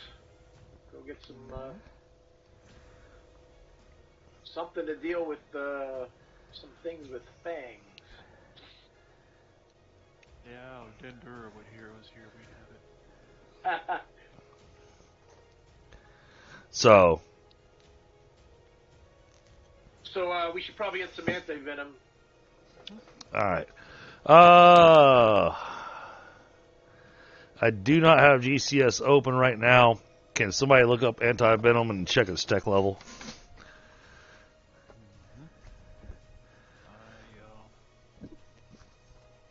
It doesn't show up in low tech. If not, we can. Venom does. If not, we can look in the. If not, we can look in the magic book and look at the potions in there. Yeah.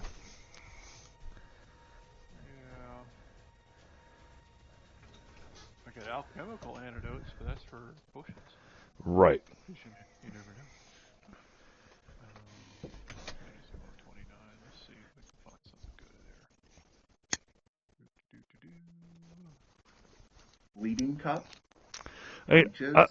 I realize that in real life, anti-venom tends to be specific to the critter that bit you. We're in a fantasy world. I'm not doing that. Yeah. Anti-venom is anti-venom. We're not going with the complicated. Was it a rattlesnake? Was it a spider? Was it a freaky creature? Was it a no. Now, is there a possibility I'll have things that their venom resists anti-venom? Sure.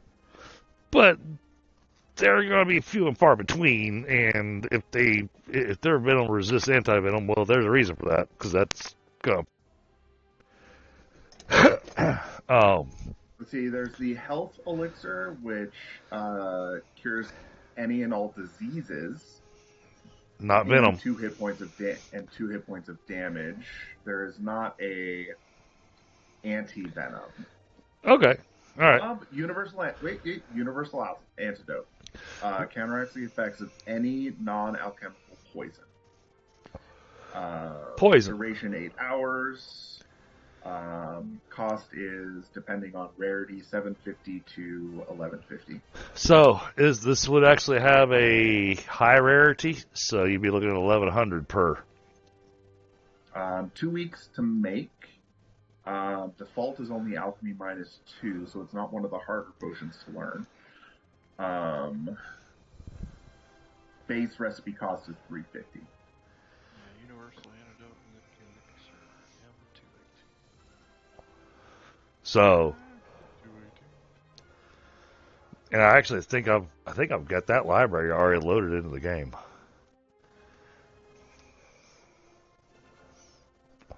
Do I still have you listed as an assistant? No, I know I don't, because I meant to go in to do the user thing to change these guys to trusted players, and I didn't get around to that. Never mind. Yeah, it's an alchemical thing. Okay. Gives you a +8 to health or resist poison. And reduced by 1 hour. Yeah. So, Grant, if any of y'all have fit or very fit, then you basically already have that effect just with that advantage. Now, of course, if you're also healthy or something like that, or have one of those type of advantages, that also helps too. And there's still magic that would do that too. Yeah, funny enough, Dr. Octopus had that. Yeah, I don't. She actually had the neutralize. Yeah, best thing I've got some minor healing.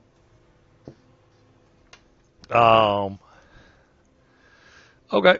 All right. So potions are expensive, and I know Rinvoq, you still got limited money, so.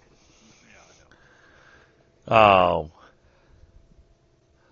And the shop probably has a limited stock, and she's probably willing to sell you half of her stock, because locals, when they go out and whatnot, they get injured and everything, they need to have a revival available.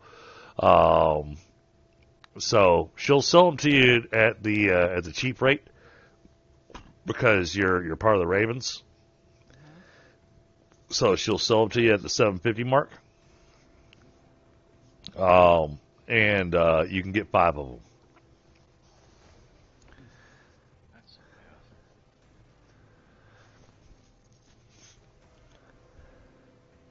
Only $37.50. Check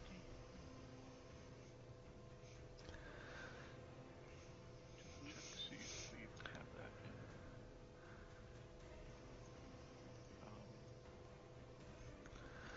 in. And the reason it's so expensive is because the ingredients are hard to get. Well, I actually could probably afford it. I just don't have the cash on me. Because of the way that the leader of Jalsel is, you can. I could write a promissory note. To, Yes. What's his name? And, Yep. Yeah, and pay for all this stuff. So,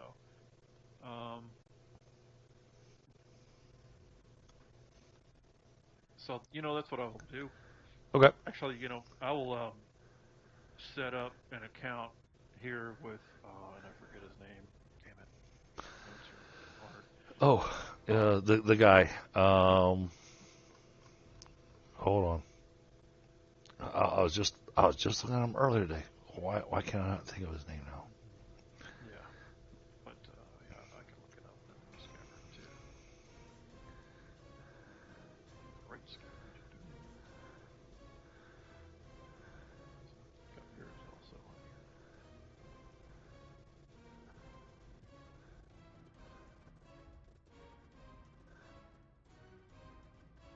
here.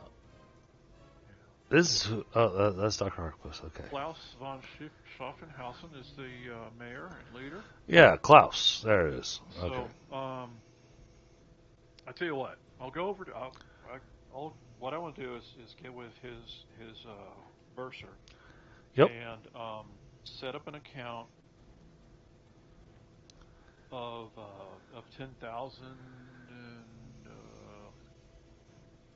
well, I got dollars, so it's 10,000 silver or copper, whatever it is. And that will be the account we draw from for anything we need when we're here in Jalsal, to include weapons, armor, you name it. Okay. Easy enough. No need for any die rolls. That done. Yeah. So it also means when any other mercenaries, the lower rank mercenaries that are out doing other jobs, if they visit Jalsal, they'll be able to take advantage of a good breakfast, that kind of stuff. Now, granted, you and I both know how this goes with corporate business, and you got too many people taking advantage of the situation, and the situation changes. Well, that's a personal investment of my share out of the Misery Castle contract. Okay. All right. What about the party? Because we kept a portion off for the party. Oh no, we used that for improving the camp. Never mind. Yeah, that was the operational cost. We figured that out. Yep. Okay. All right. So you get the anti venom. So there's 5 of those. Okay. All right. Then. Or the universal antidote, we should say. Yeah, universal antidote, and let's go ahead and make sure everybody has at least one. And then since I'm most likely to be in the back, I'll take the extra one. Of course, we'll pass one to so and so when she gets back. Yep. All right. Let me see if I actually imported that.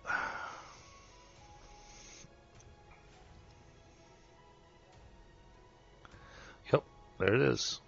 That's holding for. I got it for myself already. All right, these are going to be potions. So Cesar. Nope, not the powder potion.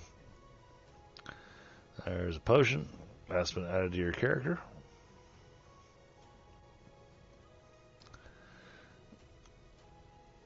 And then Rinvoq.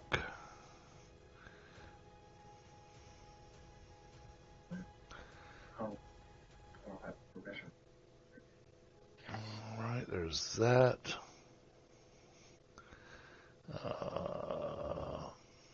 Yeah, I've got to upgrade your. I got to upgrade you in the system. I had planned on doing that, but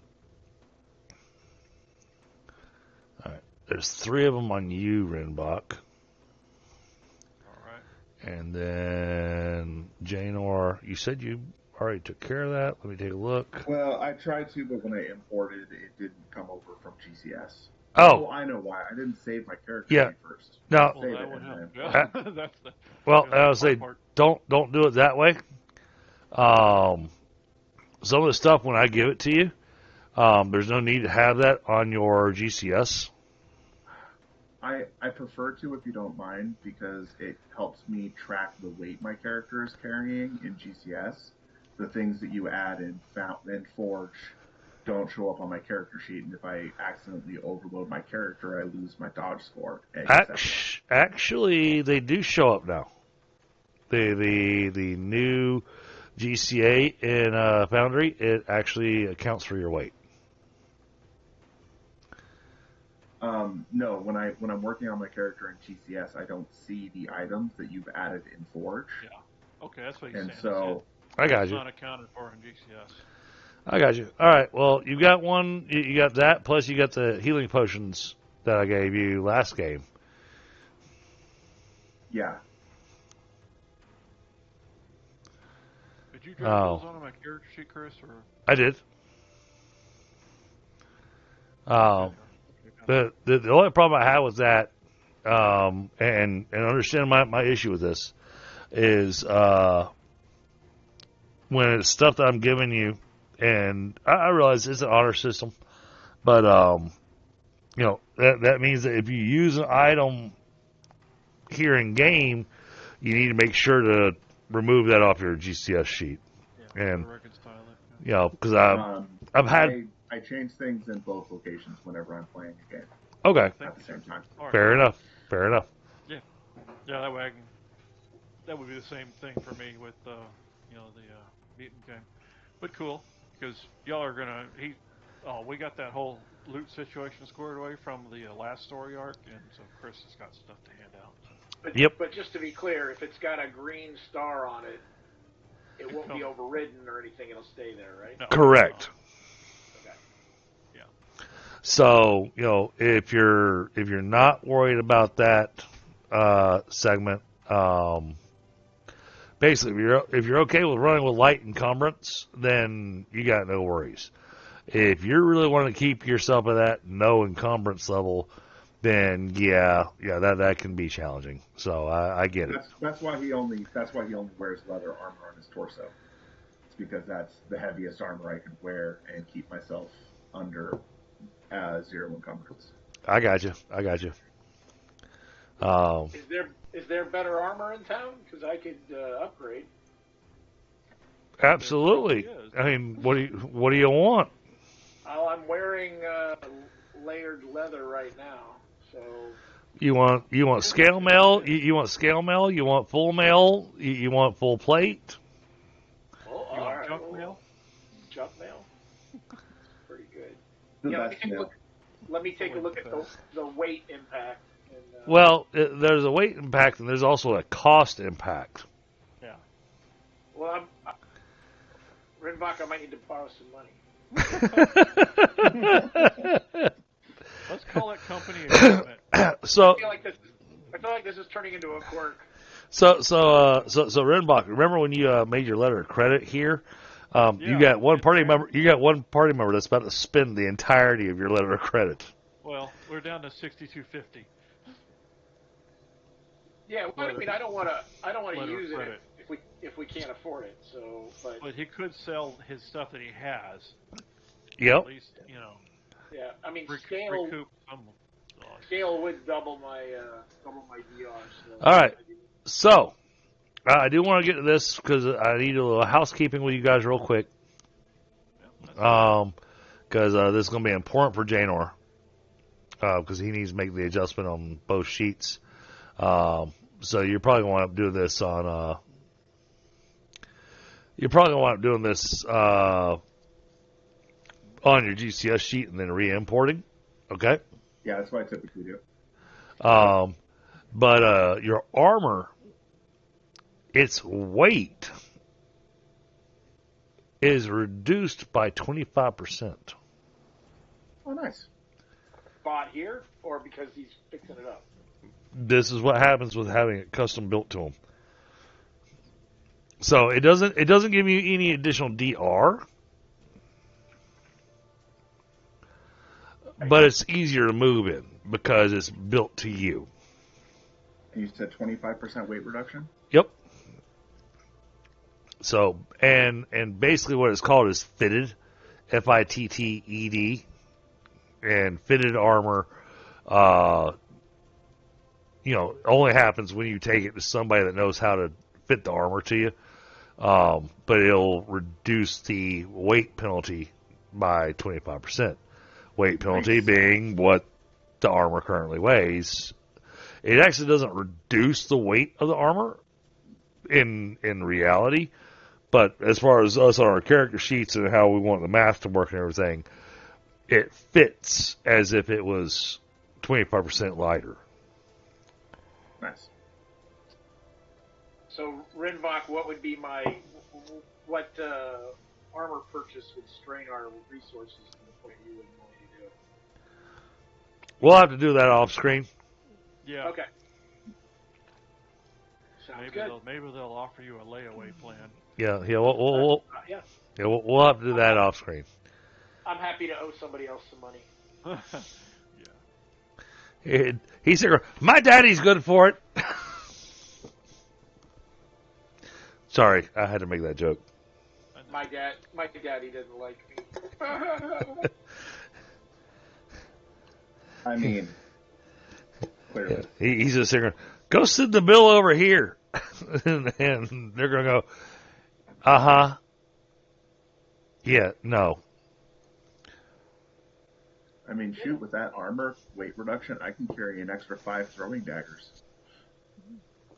So. I could at Or least. more. I can Well, at least afford a that, shield. or with that weight reduction, I want you to think about this. Take advantage of the rate reduction so that when we loot things and whatnot, that it's easy for me to just drag stuff to your sheet for you. Yeah. So things like the major healing potion or the antidote or anything like that, we can, easily do that because you're sitting at a solid weight reduction. Okay. Or I can upgrade to combat boots, actual leather armor boots. That would be interesting. Protect myself from those poisonous snakes we're going to run into. Yeah, that's only if they're going to attack your ankles. Well, I mean, the average snake would attack your ankle. Yeah. Remember I said... Snakes, I'm hoping don't surprise me. Remember I said that things are a little freaky over there. But there are snakes that live in trees. And camouflage really well. Yeah. What was that snake? It was the snake that was on Bullet Train. I forget the name of it. But it lives in trees in Asia. And then there's the SOUS as opposed to the ROUS. Oh, jeez, the pollen's killing me. You got snot all over screen. Huh. Got a new employee at the Happy Harpy. Oh. She's a thick girl. Well, we just hit our peak. Oh, my goodness. Man, you're making my nose itch. Our tree pollen count is going through the roof, and holy crap! Hold on. Holy crap! Golly. Well, I mean, usually it comes in threes, but that was 4. Do we hear from? Don't tempt me because I can feel it. But our pollen count right now is at 1,500, which is yeah. And the thing is, we just had rain, and then the sun came out before the rain was over, and Yeah. yeah. Yeah, my lawn exploded after the rain we had. So, but no. The thing is, I want to make sure y'all got your custom armor where you know you got the 25% reduction on the weight of your current armor. I'm gonna specify that for somebody that just wanted to go shopping for new armor after he just got his armor custom fit to him.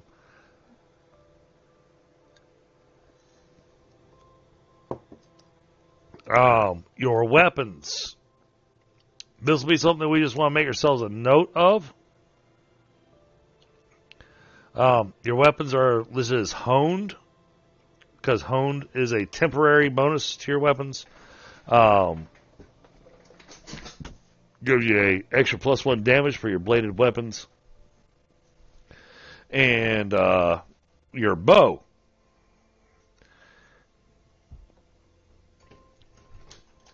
Oh, wang.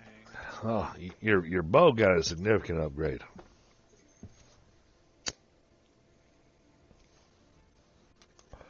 Well, because a bow can't be honed.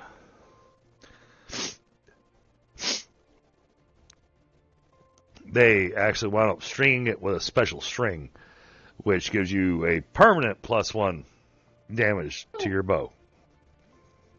Bless you. I like it. Thank you. And then for Janor, Jeff wants to pull you off to the side. He says, all right, I've got these honed, but I want to show you something. And he hands you, at the end of what's going to happen here, is basically you're going to wind up with 3 Dwarven whetstones. Okay. And he teaches you how to use them so that you can rehone your weapons. Ah. Renewable resources. Fantastic. Those are the best kind. Are they magic? They are not. Dwarven. All right. Well, as a soldier, I would want one of those as well. Now, they're only good for 1 use. It's not like it's something that you can just go, oh, I got 3 of these. Woo! You know, it's 3 uses. So it's gives you the opportunity to hone a weapon one time. Makes sense. The stones lose their precise grit after one use. Correct. So, as the frontline fighter, I should probably get one of those. Well, now you're going to have to beg Janor because now he has them and he's the one who knows how to use them. All right. So to explain why he got the why did he get the whetstones and you didn't? Because of the equipment that you had, they assume you're an archer, and so they upgraded your bow. Whereas Janor works with nothing but blades. And so they gave him something to hone his blades with. Check.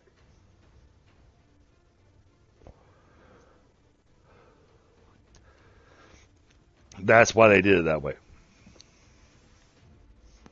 Now, absolutely, you can talk to Janor and ask him to teach you how to use it, and see if he'll give you one. Absolutely, that's between you guys. Don't worry, Janor is not stingy. If I need it, I'll ask for it. And I was re-looking at the beasties that I have set up for y'all, and I'm kind of glad that our session kind of went into more of a shopping spree, a little bit of RP session, because y'all are going to want your guy with the axe. Yeah, better axe him to hurry up and get back.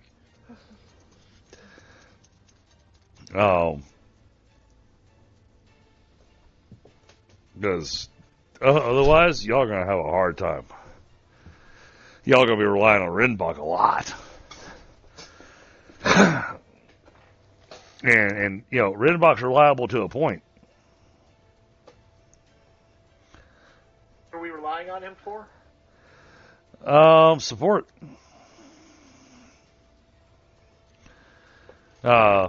He'll be the one providing y'all the buffs and all that kind of stuff. But those are tactics and stuff that Rinvoq has talked to y'all about.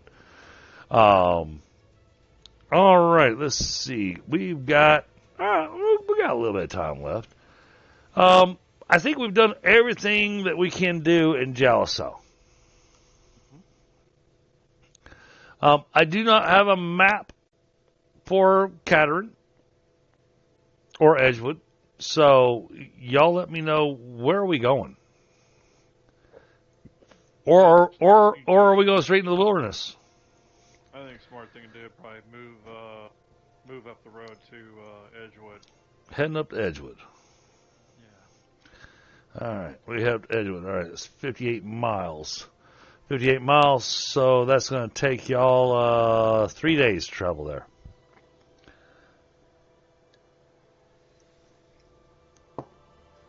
Oh, no, wait, more, because you got one person without a horse. Oh, wait, you got the cart, right? We do, because we planned for loot. Yeah. So yeah. 2.5, 3 days is your trip to Edgewood. Your trip to Edgewood is fairly uneventful. Y'all come across some merchants and whatnot. They're traveling the road both directions. But for the most part, yeah, it's a uneventful trip to Edgewood. Edgewood is a much smaller town. It's if I were to give it a description, it's kind of akin to Lashney minus the lake.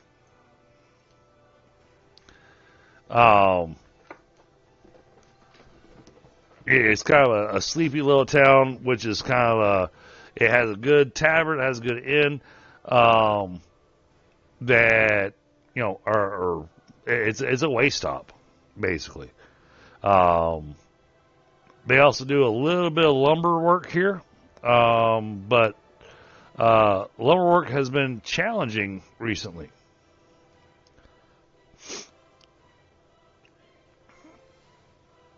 something's getting in their way. Edgewood's loving the challenge because the trees are growing back as fast as they're cutting them down.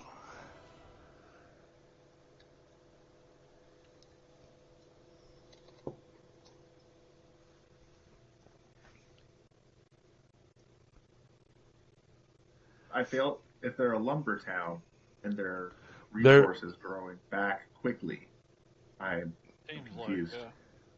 Confused what the problem is. Yeah, Rinvoq's like, yeah, that ain't natural. I'm no expert, but if it's the trees are growing back that fast, unless it's a special species of tree.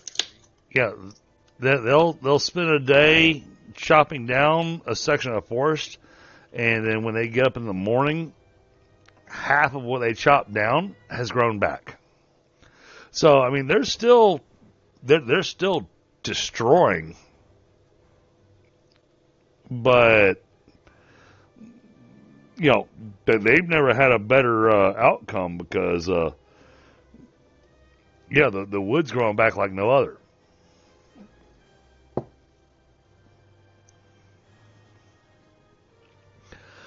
In Edgewood, you're a little less known. I mean, you are known because, of course, we're traveled, but they haven't seen you before. All they know is just the badge. So you come in town, like I said, you got a couple of small places. There's a small forge that's used for the lumberjack saws and axes and horseshoes. Because they're using big workhorses, big Parisians to transport this lumber that they keep chopping down.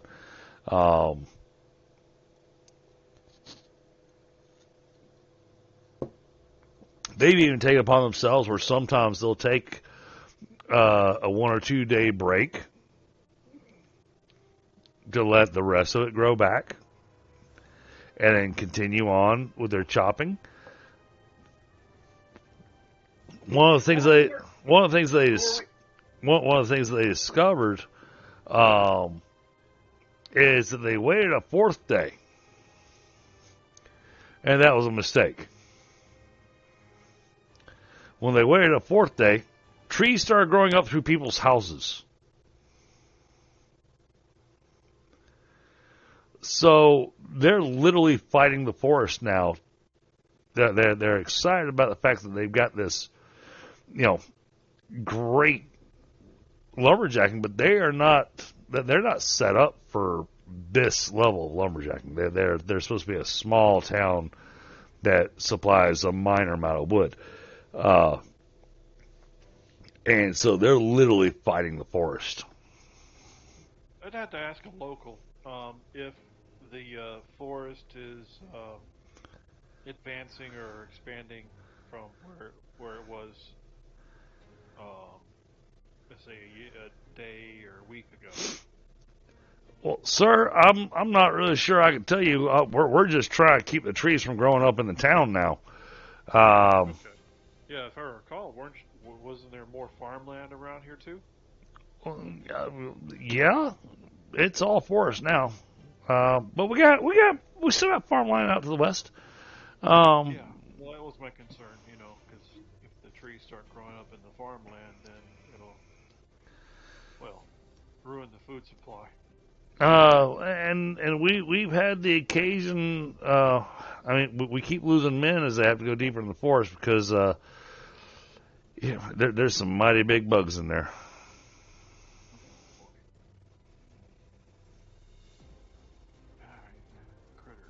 Bugs. What's your definition of big for a bug? Well, I mean, all I got is hearsay. Because it sounds all like tall tales to me. It sounds like excuses not to have to work. But someone are claiming that they've seen a bug out there in the forest as big as a house. Okay. That's big. Well, Can you direct us to some of these witnesses? Absolutely. I'd like to get their perspective firsthand. Absolutely. Unfortunately, well, yeah, okay, yeah, I'll take you to him. And he takes you to an area that looks like it's a makeshift hospital, kind of like a little tent town. Tree out here, yeah, got it. And most of the people that are in there are unconscious, possibly in a coma. But no, y'all are medical experts, so. All these ones that look like they have physical injury, I'll just walk around and give them all a point of healing. Okay. I can do that for free, so I can just walk around and Yep. give them a little bit of a leg up. And that point of healing, it helps. It doesn't wake them up. The wounds though, they look like gashes. They look like some of them look like straight edge wounds, like you would expect to see from a sword. Others have got more of a jagged look. Some have got something that looks like a piercing effect on it. But most all of them undoubtedly look like they have got their skin has a strange tinge to it. Like I said, no, I don't think any one of y'all have diagnosis. But you know what? Let's do it. I do have body reading. Well, diagnosis would be the more appropriate one. Does body reading replace diagnosis, or is it just a tool for diagnosis? That is the question. I must answer. 1 second. Well, and diagnosis, I believe, defaults off of body reading. Gives a +2 to any diagnosis roll. It doesn't replace a diagnosis roll. Okay. And I make diagnosis untrained. I don't know. I just threw the button into the chat so you can click it and find out. Well, let me add the +2 for body reading. Well, let me cast body reading first. Go away, modifier bucket.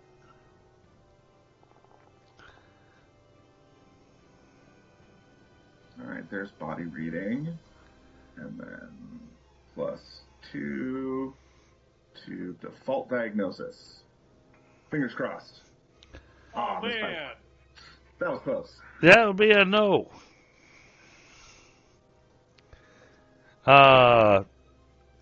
So what you can see is that these injuries look unusual, and the skin tone is unnatural. What is the skin tone? I mean, what does it mean? You don't know. Okay.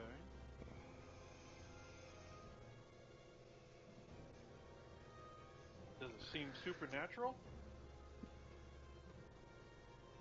Can't tell. Have any of the folks here used any healing potions or stuff on these people? They don't have any. Okay. All right. So you can cast detect magic, yeah? Well, I can do that. Yeah. Definitely can do that. Just to see if it was magical. Well, it could be a fiction, yes, of some sort.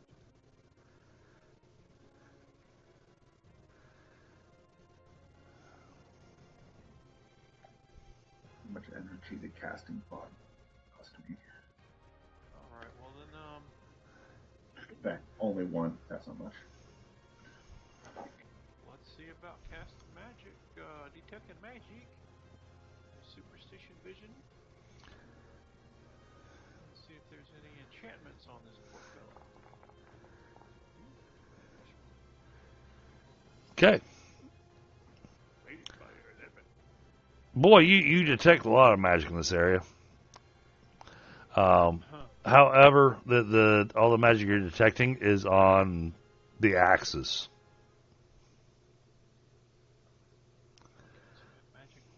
Magically infused axes. But the people themselves, no. All right then. Let's start with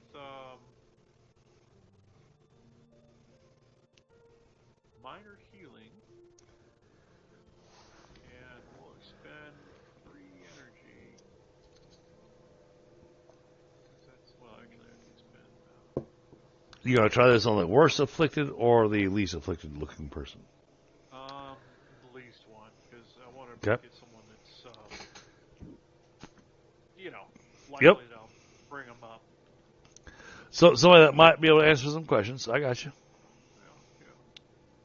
Yeah. Not looking for anybody who's expected to make it. Just 5 energy here. I need to double check the healing spells. So let's pull those up real quick.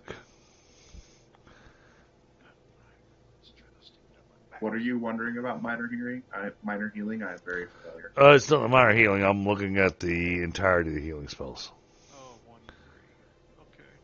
So I can only restore up to 3 for minor healing. That depends on if the majory rule is in effect.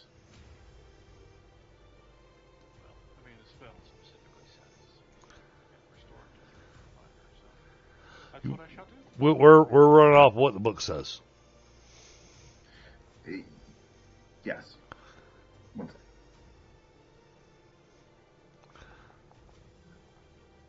Man! Killing it tonight. That's because we're not in combat.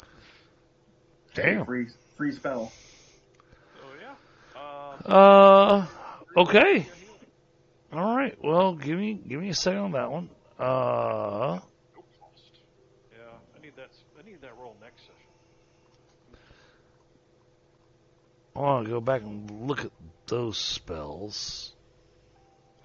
I just want to verify one thing for myself.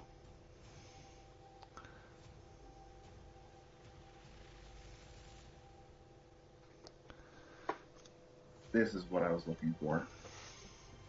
Page 9.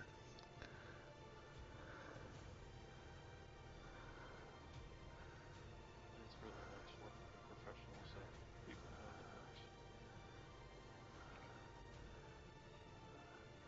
the works. Okay. Alright, this is what I'm going to do with your critical success. Because spells with critical successes, I get to do weird things with. Of course, it doesn't cost you anything. But as you're casting your spell, you're paying attention to.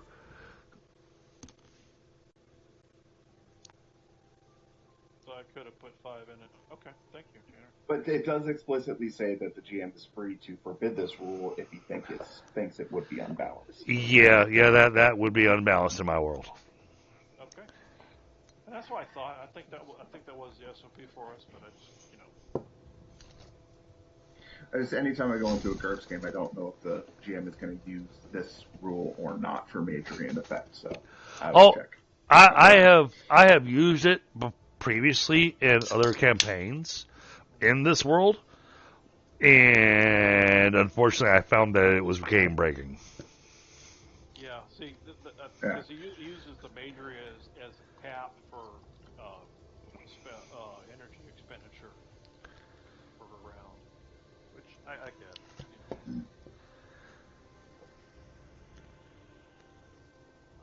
Well, I did, but I don't do that anymore because we looked at different spells that said it costs 7 to cast a spell, Right, yeah. but it was also an instant cast. But other ones like Fireball, I can sit there and charge up to 10 point in two rounds with that major level. But so yeah, there's differences and that's by just running with the rules in the book. So, but yeah, as far as that option there with the majoring in effect, don't get me wrong, I like it. But, yeah, I've gotten burnt by it too many times.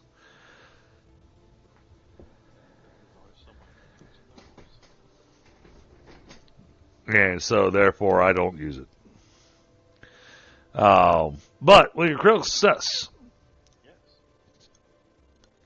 Couldn't have been better. and granted, you're going to have to use a point of your whatever you get tonight. You're going to have to use a point to pick up this spell. What, minor healing? I already have it. Nope. With critical success, and you pump some fatigue into it, and as you're casting, because you spend a long time in Remeria and whatnot, you looked at a lot of different books. A memory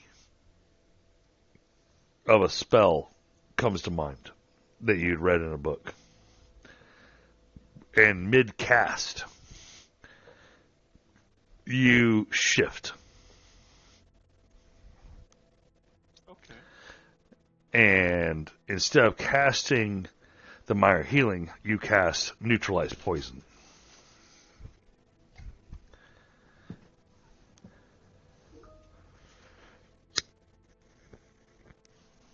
Now, the one thing I will give you, Scott, on this one, if neutralize poison has any prerequisites that you don't have, you are not required to pick them up. Open up the old Rinvoq sheet here, and we'll see what we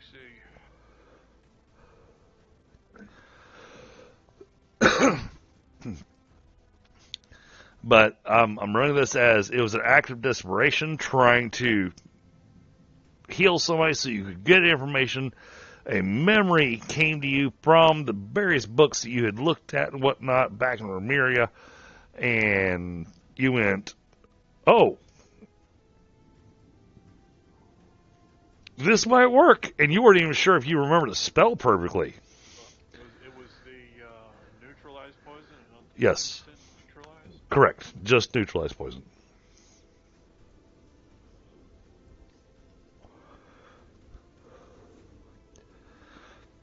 No, I looked at the instant. I was like, no, I'm not giving you that for free.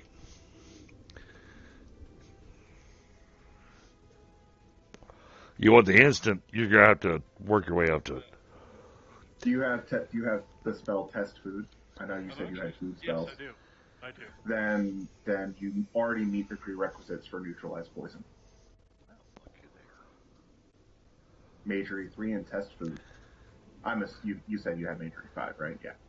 Oh, yeah. So, one character point for skill level 20. so you managed to cast on him, and like I said, critical success. So it's you have to spend a character point to add the spell to your repertoire, but again, you cast for free, and on this rare occasion, he also gets a healing as well. So how much fatigue did you put into the healing? I would have put 3 in, but So, because of my skill level with it, I only paid 1. So, with healing spells, and it's something that I've learned after doing some research on forums and all that kind of stuff, critical success does not make it free. Okay, well. All right, then.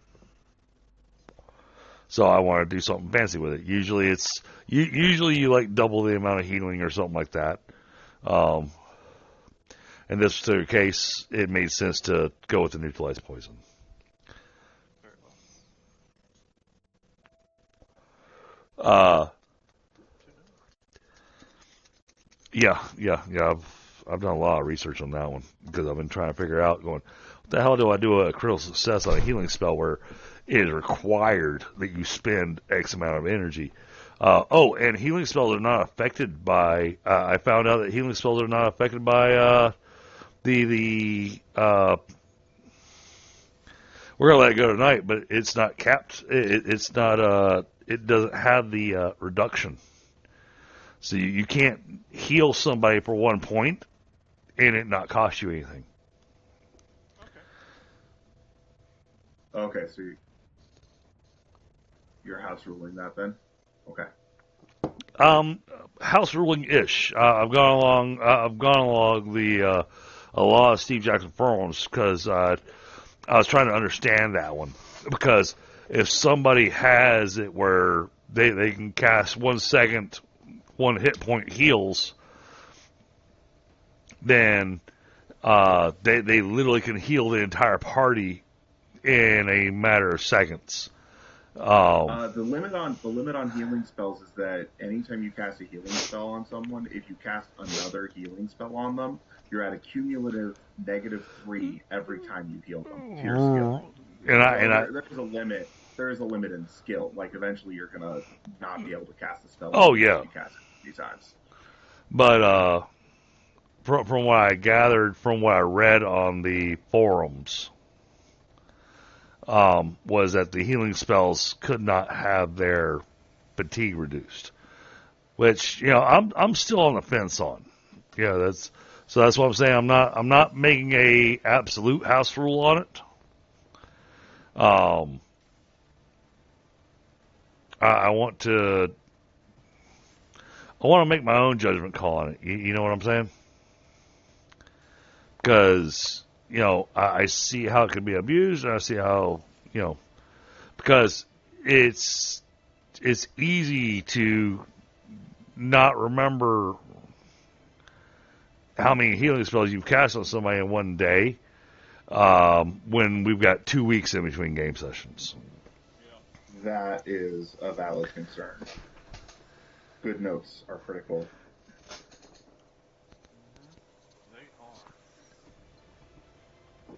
So, but if I've got myself a really great group of players like you guys, then I don't have to worry about it because you guys pay attention to that kind of stuff. And so that's really awesome. And I don't have to concern myself over that kind of stuff,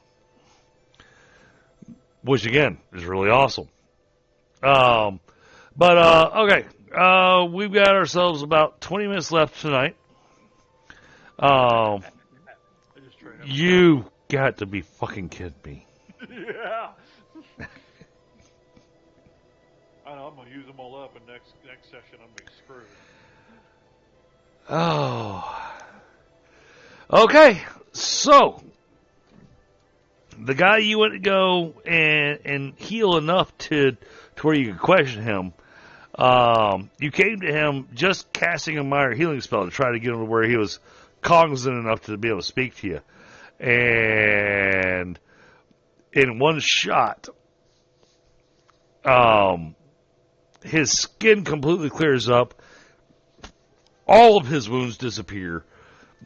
He is 100% completely healed. He's saved. Okay. Are you sure you're not a cleric, Rinvoq? Because, that's weird. No, but I stayed at a Holiday Inn Express once. He was determined he wanted answers. The guy wakes up and he looks around and he's going, "Where's my daughter?" Because and you look around the room and nobody in the tent is female. Nobody that's injured is female. Well, where did you last see your daughter? She was with me, chopping down the trees, and then we had that big freaking spider that spit something at us, and then I woke up here. Spider. Spitting spider. Why is it always spiders? Freaking jungle.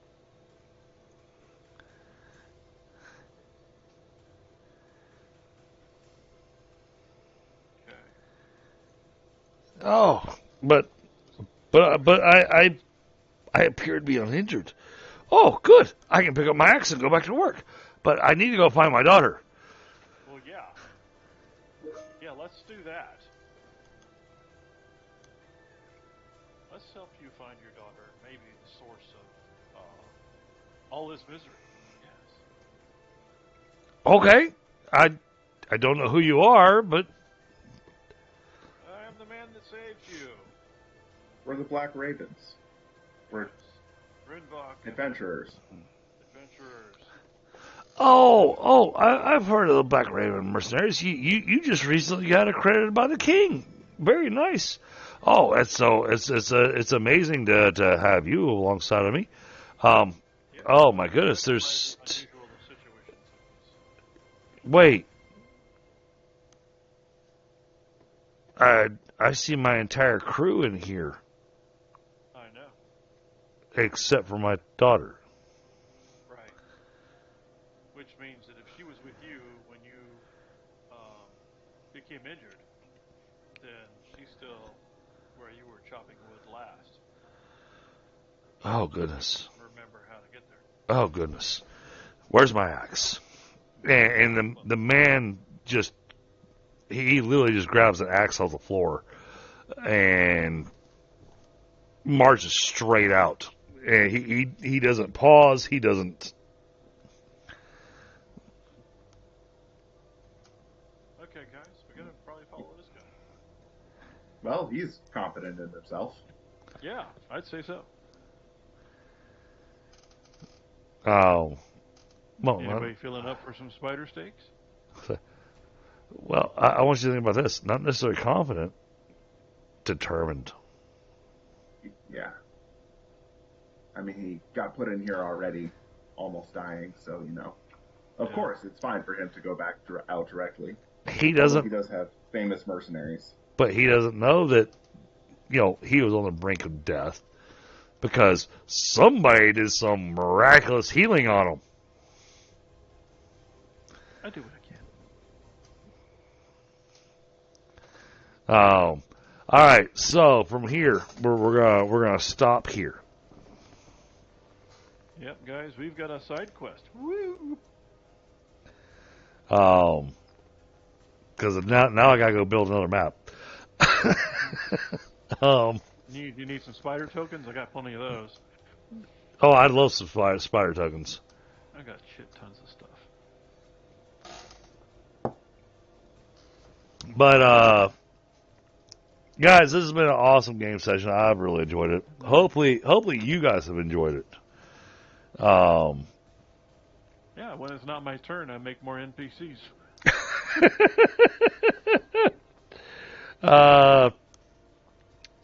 I'm going to give you guys. We're going to go with 2 character points tonight. Oh, righty then. Excuse me, sorry. Woo! Character points. And the reason being is that tonight was mostly introductions and shopping and whatnot. We really didn't get any combat, and other than you having some lucky die rolls, Rinvoq, I'm not going to give character points for lucky die rolls. Seriously. Well, I'm going to take the extra point and get improved instant right now. Neutralize poison. Oh, fuck you. New and improved. All right. What was the name of this new town we got to? Edgewood. Edgewood, yeah. Edgewood. Yeah, so Chris is going to need me to make up a map, I guess. No, I don't. I don't think we need a map for Edgewood. I'll do the map for the outskirts of Edgewood, and then a section that's going to be the deep Edgewood. Yeah, I could certainly. Yeah. Okay. Yeah. I can lend you my jungle stuff. I've got that. Oh no! I'm looking really forward to being able to take advantage of my Dungeon Alchemist, where I actually get to truly make use of my spider webs and everything. Because that's what we need, more spider webs. And really get the spider stuff in there. So I'm looking forward to playing with the program and making this map. Well, I knew a spider once. He was a web designer. I thought you said that. I thought you said that was your ex-wife. No. Oh, sorry. Bad joke. Spider's got more class than her. But you had to say that right when I was taking a sip of my beer. Beer almost came on my nose. Damn. Damn it, missed. I did tell a joke once in middle school, and a kid did have milk coming out his nose. So, all right. So just as a quick recap, I'm just kind of because I'm always looking to grow my repertoire and grow my skills as a GM. And I feel like this is actually a valuable thing to have actually on the stream. So, Rob, how did you enjoy the game session? Anything you saw or encountered that you felt you didn't like or that you would like to see me do differently? I mean, it was a good ramp up to get us all together, and honestly, I think the breadcrumbs were fantastic to get us where we needed to go, and I know Rinvoq already had the mission. I'm just looking forward to having a situation where I know I made that good survival roll, and that was pretty cool. But, it was cool. That helped out a ton. That helped out a ton, man. A little poison heads up, but yeah, I'm looking for getting a chance to shine. Hopefully, some conflict. Okay. Janor, any comments, thoughts, or anything on the session? No. Drop? I'm thinking. I don't just say the first words that come out of my mouth, usually. Those are the first words that come out of your mouth. Sorry, I'm having a good time. No real comments. Okay. Or anything. It was a shopping trip. Those are shopping trips. They happen. Yep. No, I get that. And then, of course, Scott, thoughts? As far as preparedness, I know that you and I are both brain farting on NPC names. So, yeah. I think it's on me that I need to start working on maintaining better notes for the different sessions, as far as from Rinvoq's point of view. To you guys, I do keep at least a ledger of game expenses for the company, and that's in the journal. Under loot. So there's that. But yeah, as far as GM goes, pretty good. Yeah. Okay. Yeah, we didn't go too dark on the bathhouse, so that was good. Yeah, no, I made sure I avoided that. Yeah, that's why I did the whole. Yep. No. We take it to that point and then fade to black. Next scene. It's because it's silly to go into ridiculousness like that. No, we're not. Yeah, it gives. We have enough violence as it is. Yeah. Well, is that? In this case, I think we went right up to where it needed to be for Cesar to have a nice role-playing moment, right? Because that's part of his character is not having any experience with those sorts of things. So, right. Yeah. I'm glad there wasn't too much thievery either.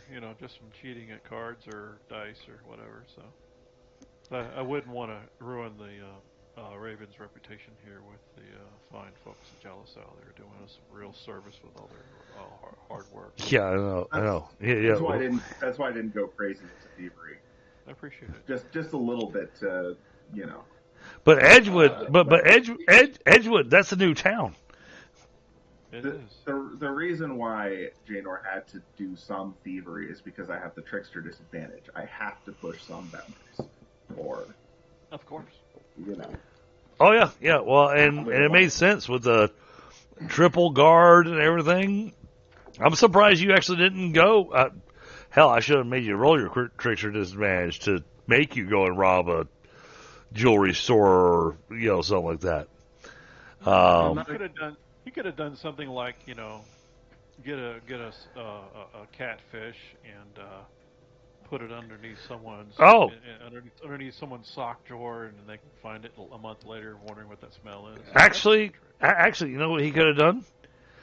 After having been at the Happy Harpy Tavern, you know, after having had a few drinks and whatnot, he bought drinks for the crowd and everything, and then the bladder god spoke to him, and then he went and peed in the spring. Yeah, he could have done that too. Yeah. But that's not quite the style of going for. I kind of figured. But real quick, I'm gonna shift gears just to be vocal with the chat and with the stream. So chat, what did you guys think of the game session tonight?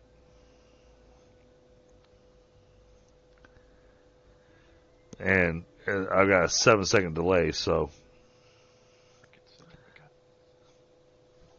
it'll take them a second to respond. But for me personally, I really enjoyed the session. I thought it went well. Yeah, it was low key, but cool.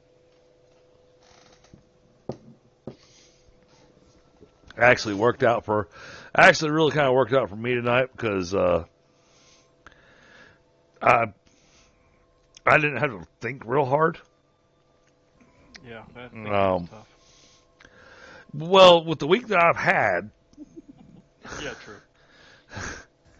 Yeah, I've been working on content when I'm not being dragged into meetings. Yeah, so that you guys are aware, Rob and Janor, and my chat's already aware because most everybody that shows up in chat, they show up in my other streams. But my aunt passed away earlier this week, and the same day my aunt passed away, also found out that my uncle had a tumor on one of his kidneys. I'm sorry to hear that. So it was a hell of a start to the week. But like I told Scott, my aunt passing away, it was expected. So it's I don't want to say it's no big deal, but at the same time, it's more of a relief that it's over now rather than the shock. So that's why I said, I appreciated having a game where I didn't have to think too hard. Mm-hmm. Yeah, those are sometimes the best. That, and I've been having to do interviews all freaking week long. I bet you're amazed at how dumb some people are. Don't. I stopped being amazed by that. People are.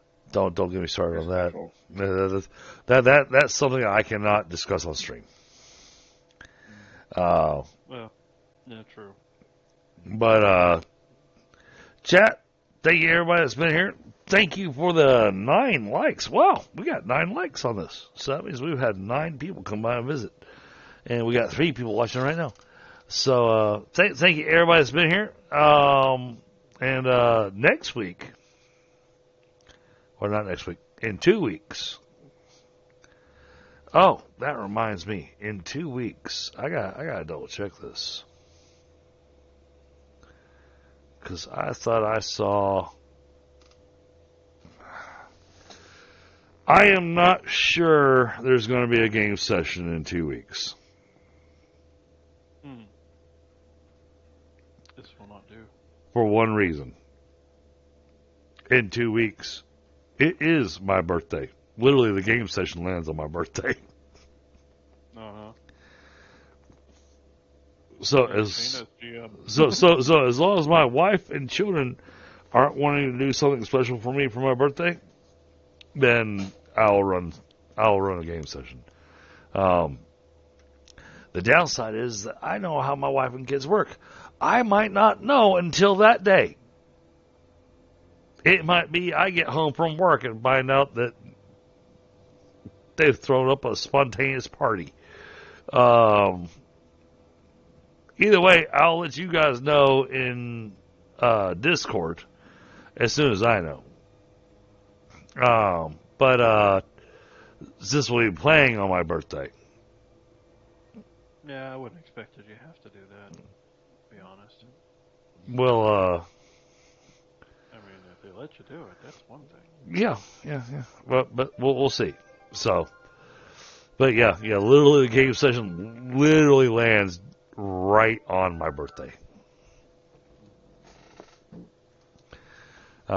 So I'm going to plan to run game. Because it's still school year, it's still it's still life. You know what else is happening on your birthday? What's that? I believe it's the premiere of Fallout on Amazon Prime. Oh, you're right. And 3 days before my birthday, we have a solar eclipse. Yeah, that everybody keeps on making a big deal about. Well, the sky's falling, so. So. But yeah, I had a great time, guys. Really did. Yeah. Enjoy the company. Definitely had fun. Oh, and not toot the horn again, but I'm going to. Janor, Rob, man, you guys, I love it. You guys are absolutely amazing to have in the game, and you make my life so much easier because you already know the rules and everything, and so I'm able to just go, this is what I'm saying, and you guys as fellow GMs, you're going, okay, so this is how he's doing this. And y'all aren't questioning it. You aren't arguing it. You're just going, okay. And that is freaking awesome. Yeah, you don't get that kind of seasoned player and somebody who's playing GURPS all the time, right? No. Yeah. No. Knowledgeable, seasoned players. Oh my God. Oh my God.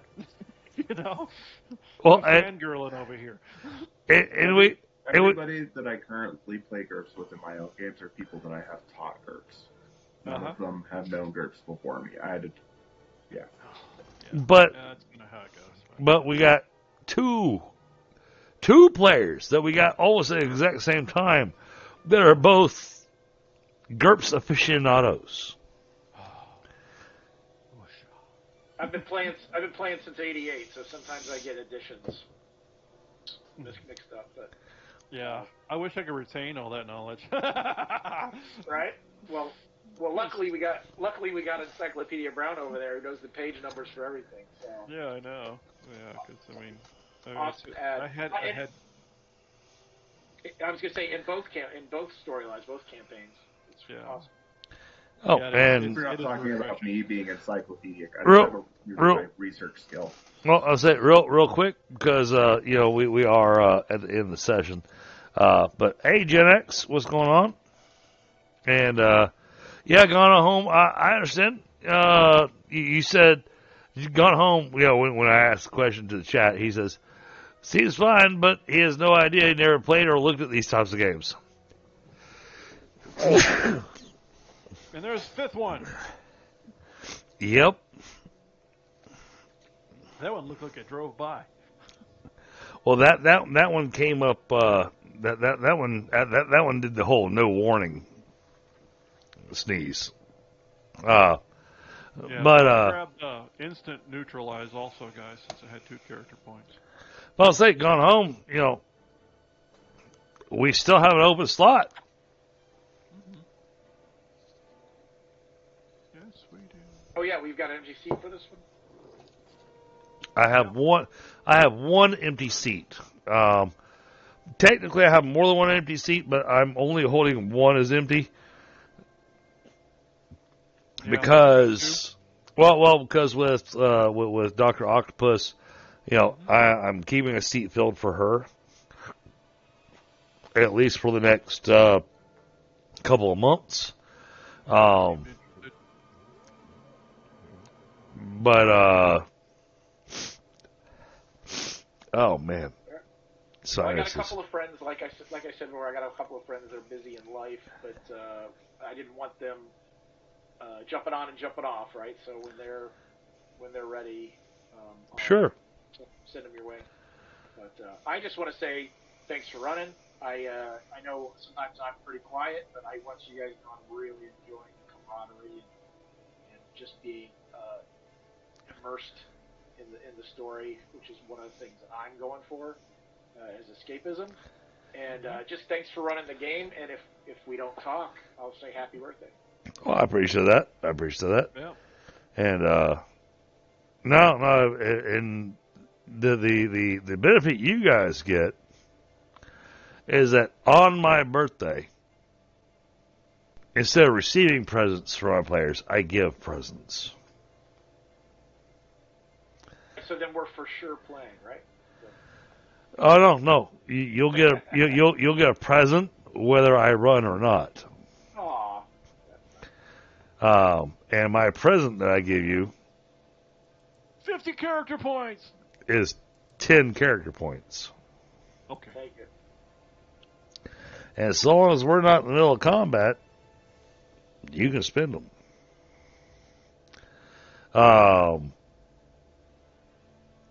And back to what I was saying earlier, though, about the weasel. I want to go get I need to sit down and actually get my stuff done on Scabbard because I want the points for one thing alone.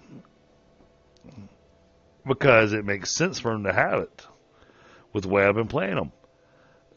I want to give them the gunslinger advantage.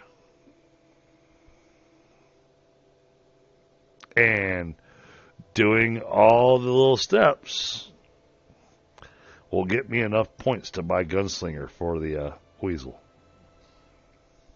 Gunslinger is helpful. Oh yeah.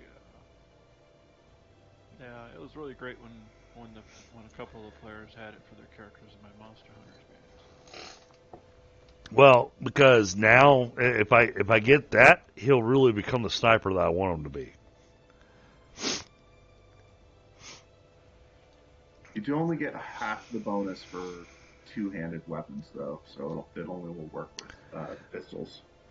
Hey, I'll take what I can get. And if I have to buy the 50-point version of it out of the Gun Fu book, then that's what I'll do. Dr. Octopus isn't coming back. Oh, wait, what? Where? Huh? No, I just asked her. Told her I missed her session. Hope you're feeling better. She's doing okay. Still sick. Positive. Life's getting weird. I'm actually going to pull out of all the GURPS stuff. Oh, well, that's unfortunate. Yeah, it was a good find. Sure it was. Yeah.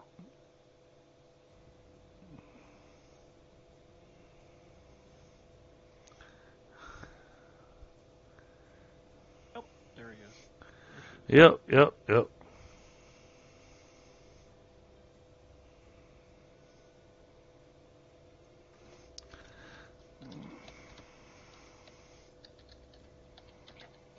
That's a bummer.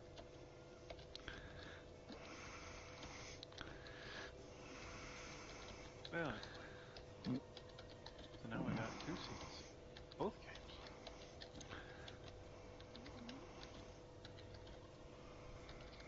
Sci-fi and fantasy. Your choice, folks.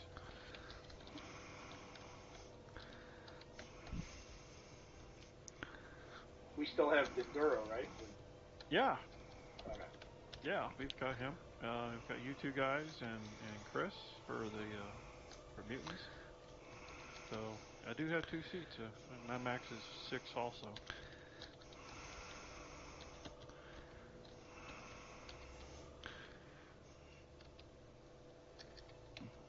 Yeah, and incidentally, my birthday is on the 14th of April. So. Yeah, I was pretty certain that you, because I remember that being the funny joke between you, me, and Valmi. Eric. Yeah, Valmi. I think Eric is for their birthdays around there, or was it? No, it wasn't. Yeah. It's all 4 of us. Yeah. My daughter's birthday is this weekend. She's going going with her mother. They're going to Vegas. She didn't want to go, but they're going.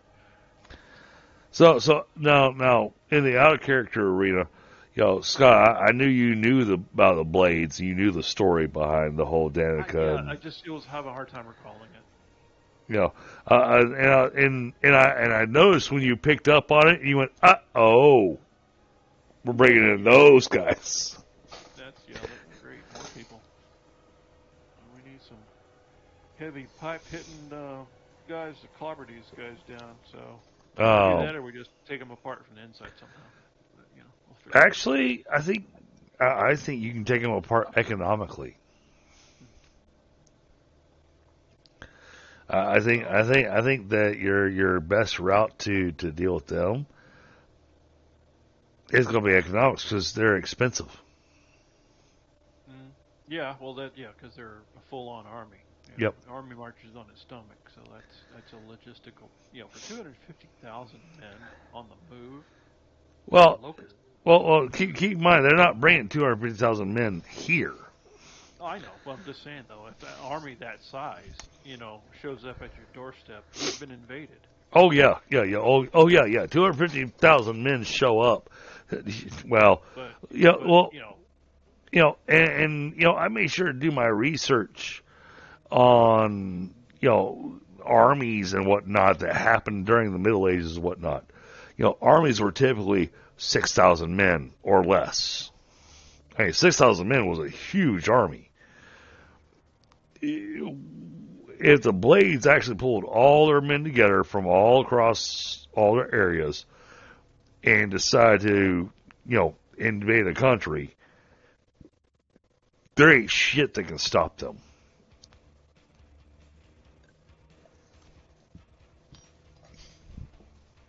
Luckily, their ruler is pissed off that she got stuck in a rulership position to begin with. So she has no desire for expansion. The Bard, on the other hand, wants to make sure that everybody in the world knows about the Blades. That's a core, at least. Because the modern army division maxes out at about 15,000 soldiers. Right. That's crazy. For a modern army, like 8th Army or something. So, when I started pulling that together and everything, and the worst part is that the 250,000, that was me actually reducing it by quite a bit from where I originally did the numbers. But I was looking at what they have and where they're based. The majority of their men are up north. They're up in Basone, Aladar. And then they've got their tendrils going out to set up outposts and whatnot, to where they're going to be the they're going to be the outsourced army. Yeah, that's a core. From 50 to 300,000 troops is a core. So when you got an outsourced army where you literally can just pay money to have an army to show up. I wonder if that's what's happening to our... I mean, it makes no sense to maintain a standing army of that size unless you're going to do something violent with it. Like, let's be real. Like, well, yeah, in the Middle Ages, yeah. Because logistics sucked back then. Yeah, and if you're trying to keep that many people fed and armed and provisioned, like, there's no practical reason to do that unless you're expecting violence of some kind. And trained. Yeah, that's the other part, too. The training, the care and feeding of soldiers is expensive.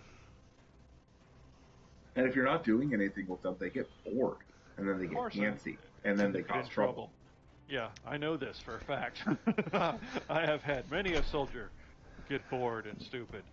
Well, and so you guys already see outside of the game what it is I'm planning on doing with the Blades.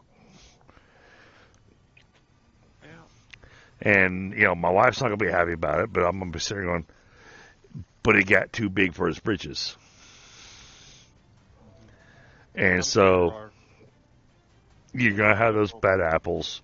Now, granted, sadly, Danica is a merciless commander, and every time people have turned up as bad apples, she's had them fucking executed. Well, they certainly will be disciplined because of that, but that only drives the real bad apples underground. Right.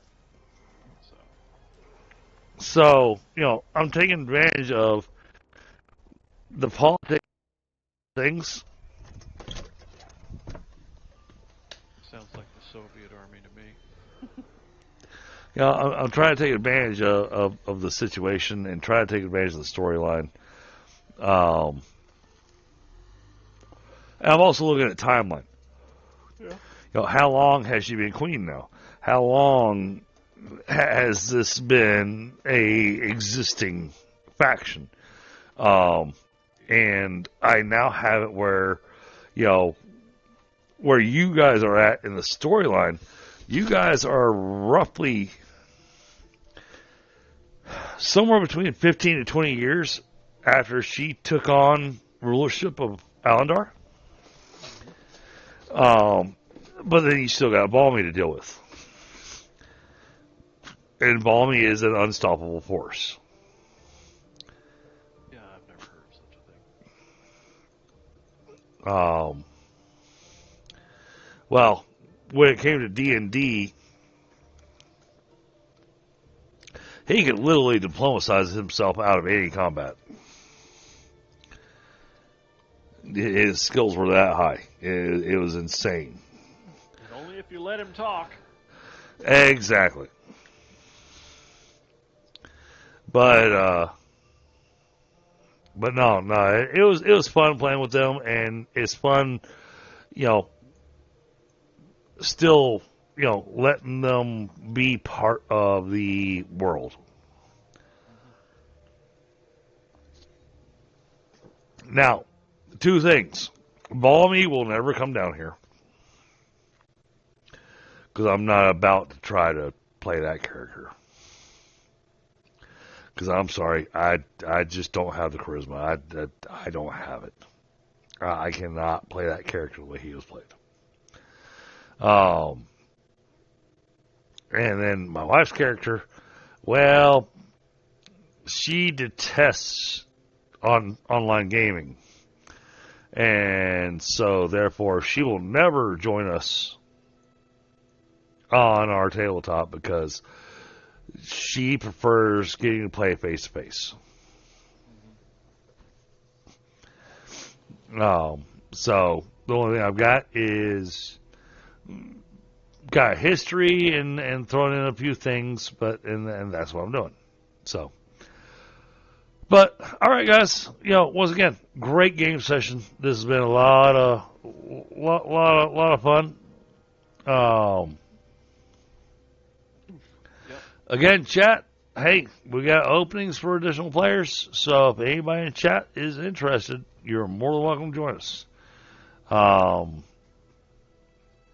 Otherwise, we'll continue our hunt for players through alternative means.